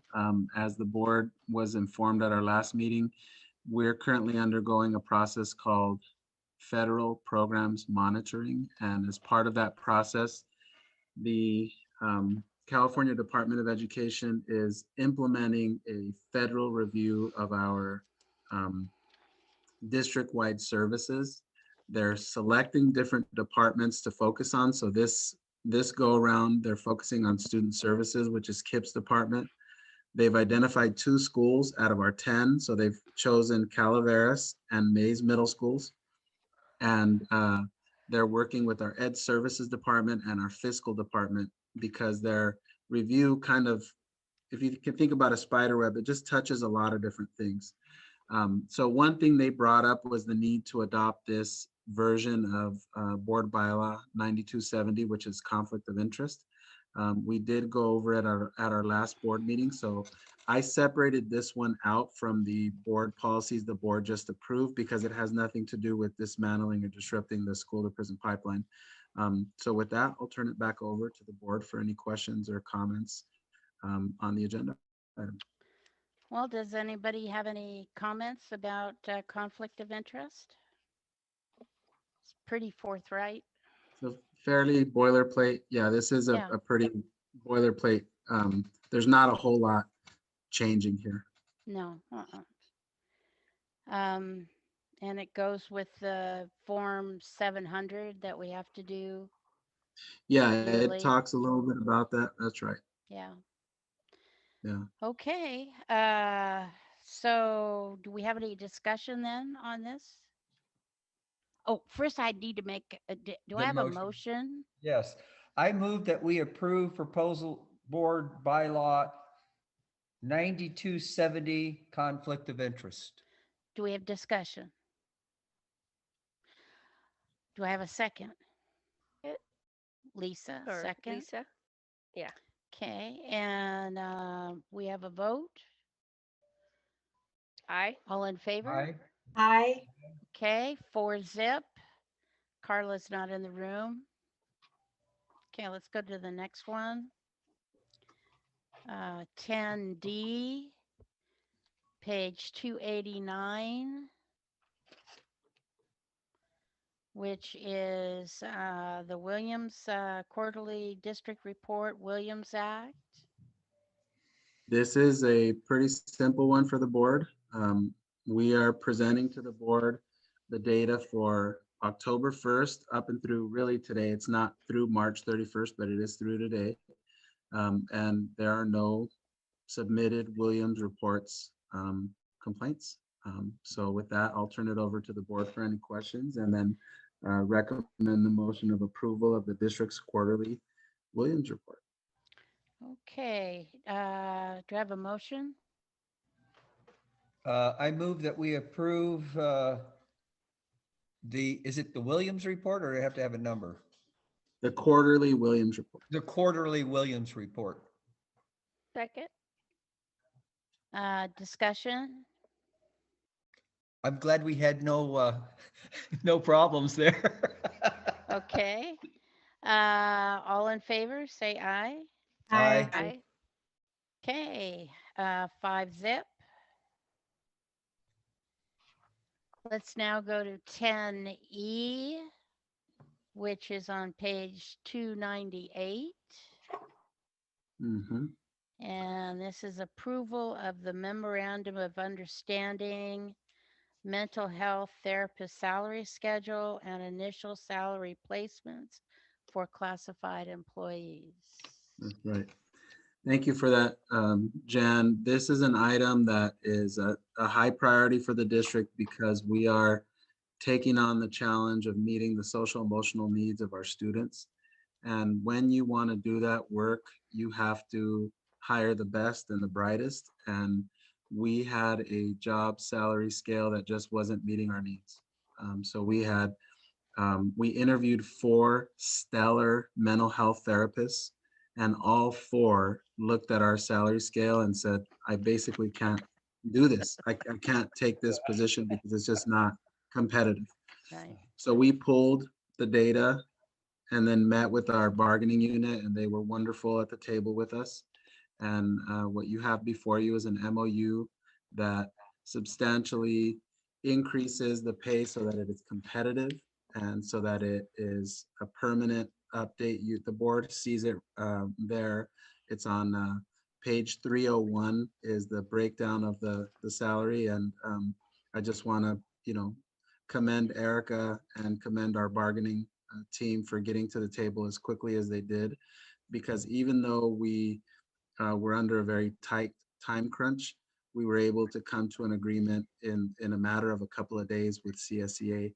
They called a special election and their members voted to approve the MOU. So today it's before the board. And my strong recommendation is that we approve it. Carla, is this pretty Yeah, competitive? this is awesome. Okay. This is awesome. Yes, thank you, Superintendent Okay. Ochoa and CSEA. And where were you guys a couple years ago when I applied? Just kidding. Steve? I just want to say that I am all for this. I think it's a key component. We're going to do anything about the school to prison pipeline. Oh, yeah. We need these people. And I don't mind paying them extra because they'll be worth it. Yep. When I you hire agree. quality people, Steve, you get a Yep. quality That's outcome. exactly right. I agree with that 100%. I really want to assure the board, the counselors and social workers and mental health therapists that we have hired are all tremendous assets to the children in this community. These are people that within weeks of being at their site, you're going to start hearing from teachers and administrators and parents in this community saying, thank you so much for adding that position, because they're real difference makers. I mean, these are experienced, quality people, especially the way they were all hired this year, as early as we hired them, and their ability to create culture with each other. So right now, 2 of them already work for us. In 2 weeks, 2 more are going to join us. So they're already developing the protocols, the pathways for how parents get services provided to kids, how teachers and administrators can recommend kids for services. And I just think this item is a perfect example of us doing it early, being smart about how we do it, investing in something we know is a huge need for us, and then finding the best people and trying to keep them. Yeah. What department will they be under? They will all work at a school site. So their experience will be, they work at Sunny Slope, or they work at HDLA, or they work at Rancho Santana School. They'll think of themselves as being a member of that school, but they're all a part of the student services department. So our they'll plan, be our under kind KIP? of, they'll be under KIP, but our Okay. kind of pie in the sky, a year from now, what it's going to be like is the 2 parent liaisons that we've hired in the last year will be connected to them. The school nurses will be connected to them. The school principals will be connected to them. So it's this interrelated web of people. The parent ambassadors, where the program we're about to start building, right? Those parent ambassadors will connect with them at each of their sites. So we just really think it's going to be like a pyramid, right? Just all these employees connected to each other. And obviously the intent and the focus is meeting the social emotional needs early on as possible. So we're not just adding counselors at the middle schools. You know, we're starting TK through 8. So it's exciting. It's Yeah. really Good, exciting. good. Well, we're excited. Okay, so we Can I need, make a motion yep, that we approve item 10F? And do I have to read the paragraph? No, you can just read what's at top the there. title. Approve Yeah. the memo of the item understanding title. regarding mental health therapy salary schedule and initial salary. Well, I placement. think Steve said it already. I'll second you. I'm just saying, No, yeah. it's easy So to you do made the that way. motion, Steve. Yeah, I'll you make make the the motion, motion. I second you. You can second it, Carla. Perfect. I move that we approve the memorandum of understanding regarding the mental health therapist salary schedule and initial salary placement for classified employees. Second. Okay, all in favor? Aye. Aye. Any opposed? 5-0. Okay. Our next one is approval of administrative contracts for July 1st through June 30th, 2024. This is page 303. Diego, you want to make some comments? I'm happy to comment. Thank you, Jen and Mhm. board. What I want to talk about here is I want to have a conversation with you all and share a little bit about what happens in a school district when there's continuity and what happens in a school district when there's turbulence and there's change and there's conflict that isn't resolved, conflict that isn't worked through. So when you join an organization as a superintendent, you try to take stock of how the team operates. You try to take stock of where positions are placed and how staff is put together. And over time, it becomes evident that a particular school needs a leadership change or a particular department needs a leadership change. And as you're going through that process, you really try to work hard to decide what the right fit of a person at a particular school and what the right fit of a person in a particular department needs to be. So I want to use Kip Ward as an example. So Kip, if you remember, he was like one of our best principals, right? If you asked every employee in this district, hey, name some good principals, Kip's name's going to come up at some point in that, whoever the person is, the list that's being shared. And it was a time where we thought, well, we don't even have a student services director. I don't know if you recall, but we had a position that was supposedly doing Gwen's job and Kip's job. If you can imagine, that's just not doable. There's no way one person could do both of those jobs. So it was hard to pull him to the district office because I knew I was losing a really good principal. But when you talk to principals in the district and say, who's one of our stronger assistant principals, the name that would come up is Janine Ostoya. Okay. So let's work through that process, bring Kip to the district, elevate Janine to a school she knows really well. And both of those positions have worked out incredibly.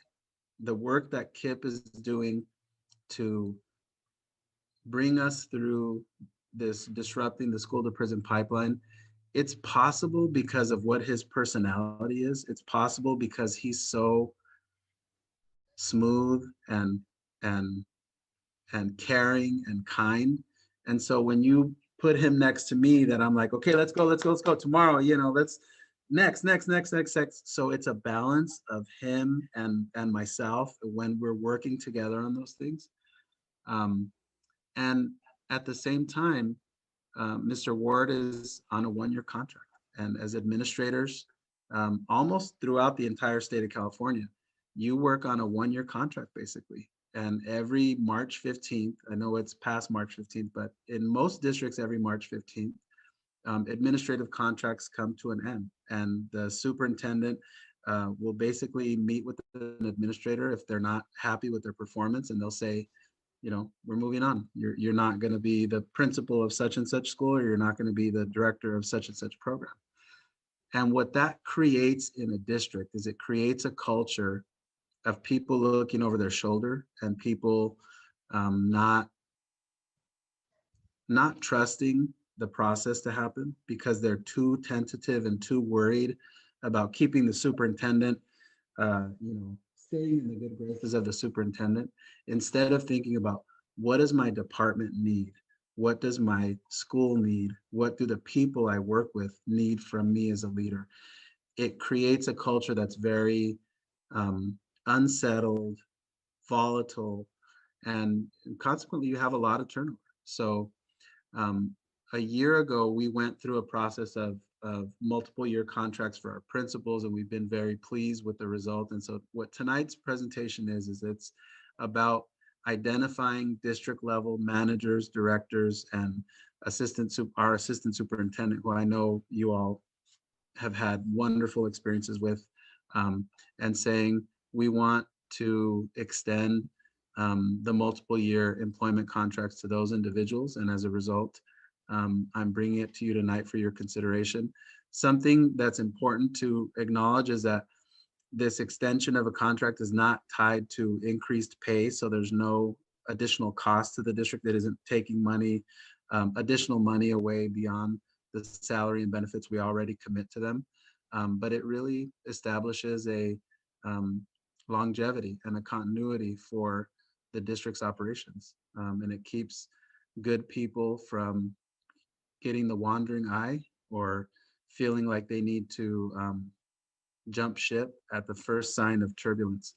So I wanted to bring this to the board for your consideration this evening. I'm happy to answer any questions you have about the process I've gone through or the decision-making of why I believe this is a really important step to take. And with that, I will turn it back over to Jen. Okay, I did a little spying, and I called one of these people and I just said flat out, are you happy with this? Is there anything in here that you don't like? Is there anything in here that should have been added or taken out? And they were very happy with it. And very pleased with it. And so, because I thought, we should find out what they think. And so I called. And so they were happy campers. I just called one. I didn't call all of them. I just called one person. But I did call and they were very happy.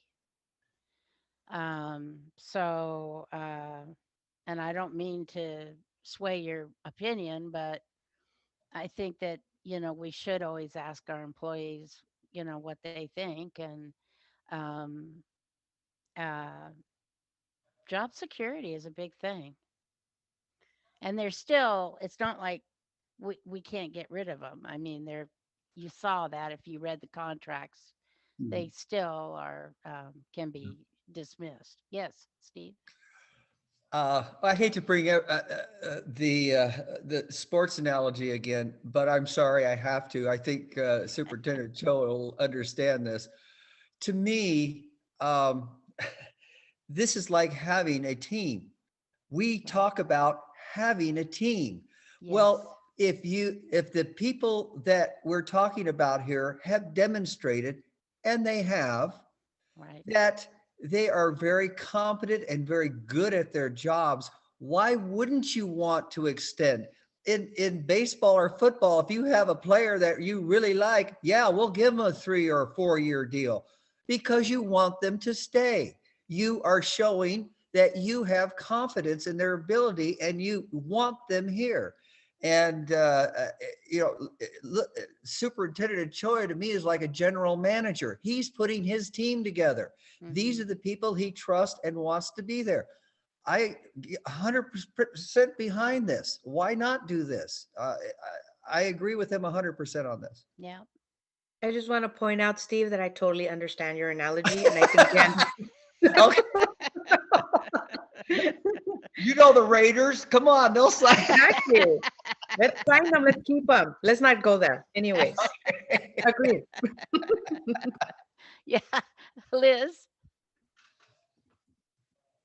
So one thing that caught my eye, and I was super excited, it says Patricia Martinez, coordinator of migrant education, and just migrant education. So what does Yeah. that Does tell you, that Liz? mean? Does that mean? Next month, Hallelujah. All yeah, right. Yes. yeah. So you Yes. did notice it's only Yes. one of the Of two. course I Okay, noticed. good. Oh my goodness. That's awesome. Awesome, Right. awesome, awesome. Thank you for keeping your promise and making that, reality. Um, you know, bottom of my heart, it's, ELD and, English learner and migrant, they're just so Different. massive, different programs. And you have almost like a split personality with one person, because I don't know how one person can do as much work. Like you were saying, we want to set up people to be successful. And in leadership roles, who the right fit is, what their capacity is, and when they're overloaded. And so, to me, this is awesome. I you know I just had to say that. Oh, great. Anybody else have any comments? Okay, can I get a motion?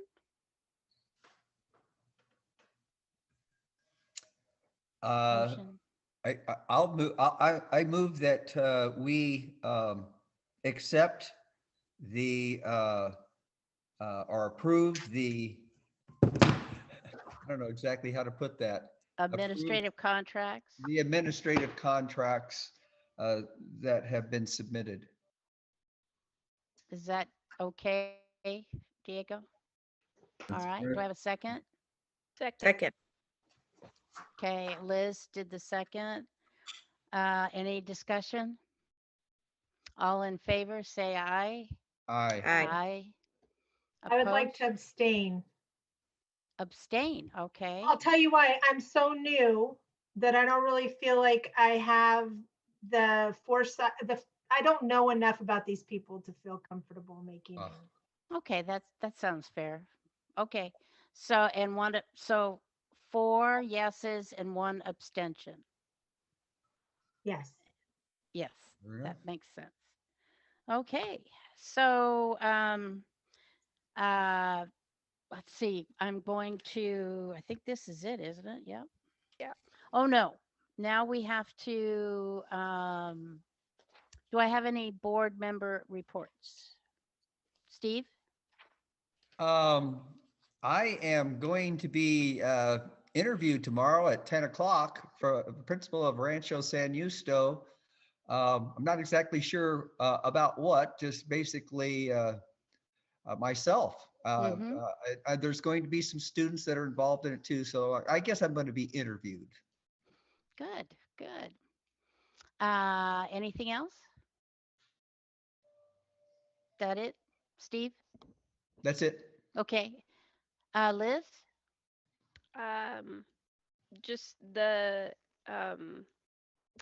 community forum that we had for RO Hardin, um, I thought was great. The parents were so um, comfortable just talking about what they want for RO Hardin.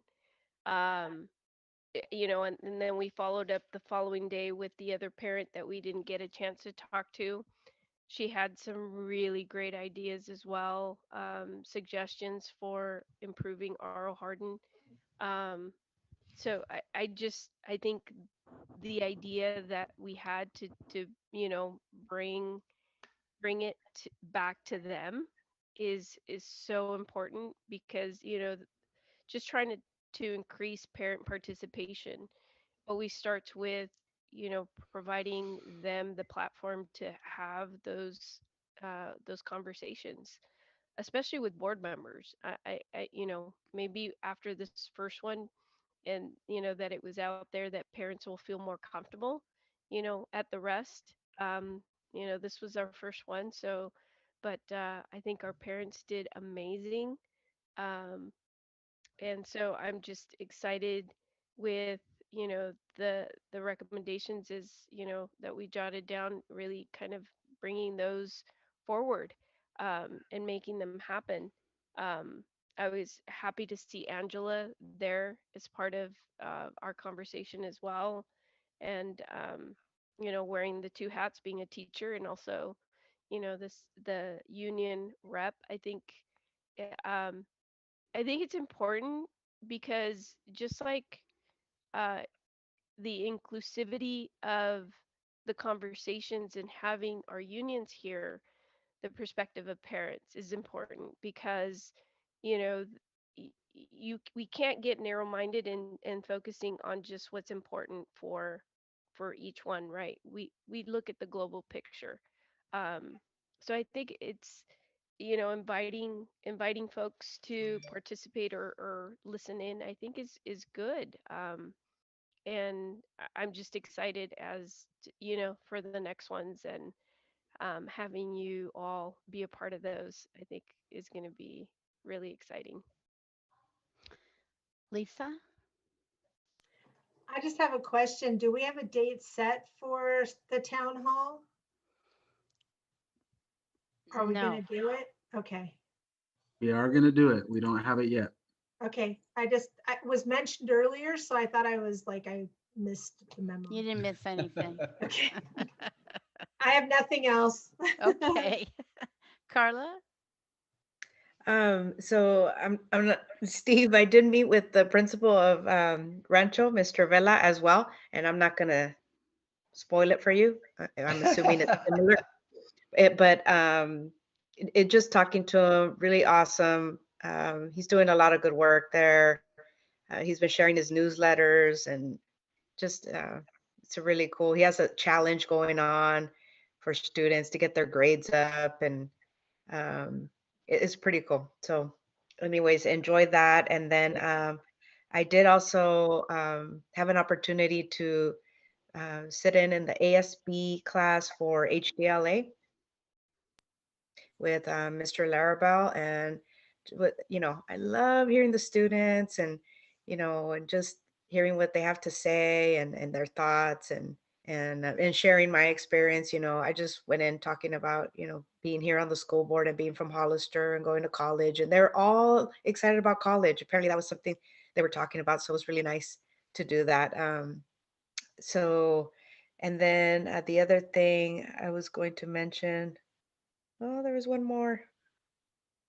Oh, I watched your town hall, Jan and Liz. So, and Diego, I was able to watch the Oral Heart, and it was really nice to see, the parents there and everybody as a community talking about Oral Heart. And so looking forward to the next ones.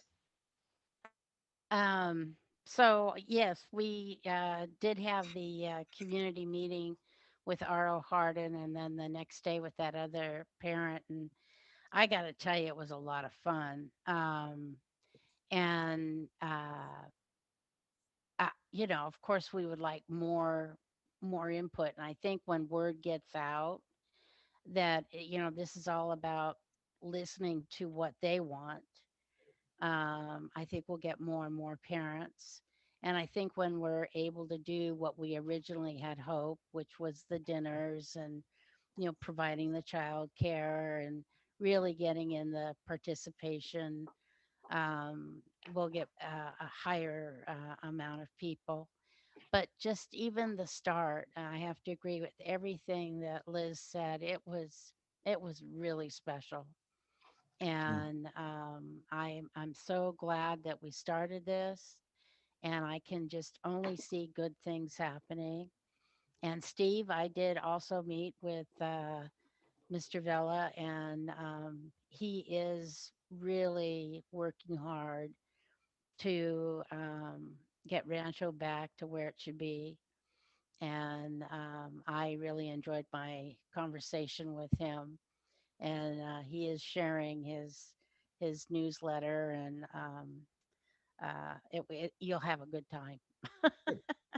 You'll have a good time. Looking forward to it. Yes, yes, yes. Um, okay, requests for future agenda items. Does anybody have anything they want? Yes, Carla. I think so earlier when I was talking about the not only RISE recognitions, as far as honor roll and other things, I'm just curious, because I do know that we acknowledge different students and teachers and staff. Is every school doing honor roll and those kinds of certificates? I don't know if that would be a future agenda item. Just wondering, are we doing all that? And if not, why? And who doesn't like to receive an acknowledgement for something good they're doing, right? Especially honor roll. If these kids, everything they've been throughout this year. So And then also, I remember Liz mentioned about for employees of the month, the district office people.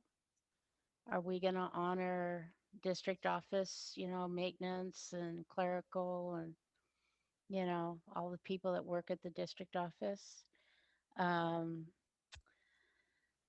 And I have, are we going to, with the kids coming back and forth with their Chromebooks, do they have something to put that Chromebook in? Do they have a cover or a carrying case or? We did not purchase a separate case for each of the students. That's something we could definitely price out. I think most schools expect the kids to bring it in their backpack. So we'll basically, follow up on that, Jen, and look at Well, some maybe different just a prices. sleeve then to put Yeah, in their something a little backpack? bit tighter, something a little bit, I'm thinking like the gel Yeah. or kind of bouncy material. I'll Mhm. ask our tech staff to look into that. Yeah. Just get us, they throw their backpacks down. I did it for a long time. Children just throw their backpack. So, Or people um, or other students kick their backpack when it's on the floor. that's right. Yep. That's right. Um, our next scheduled board meeting is April 27th. And I am going to close this meeting down and we'll take a 5-minute break before we reconvene to close session. Does that sound okay? So do we I'm stay here? gonna, I We don't know, will you're, stay. Yep. Yeah, you yes, can stay in the meeting. Yeah, and I'll work yes, with our tech staff. to close us down. In this meeting, we have 5-minute break before we start closed session. Right. Do we need to make a motion to adjourn to closed session? Oh, yes, we need to make a motion to it. Thank you, Liz. You're You welcome. keep it going. I've I not been move on that my game today. I move Oh, that we move to closed session. thank you, Steve. Do I have a second? Second. Thank you, Carla. All in favor, say aye. Aye. Aye. Aye. Aye.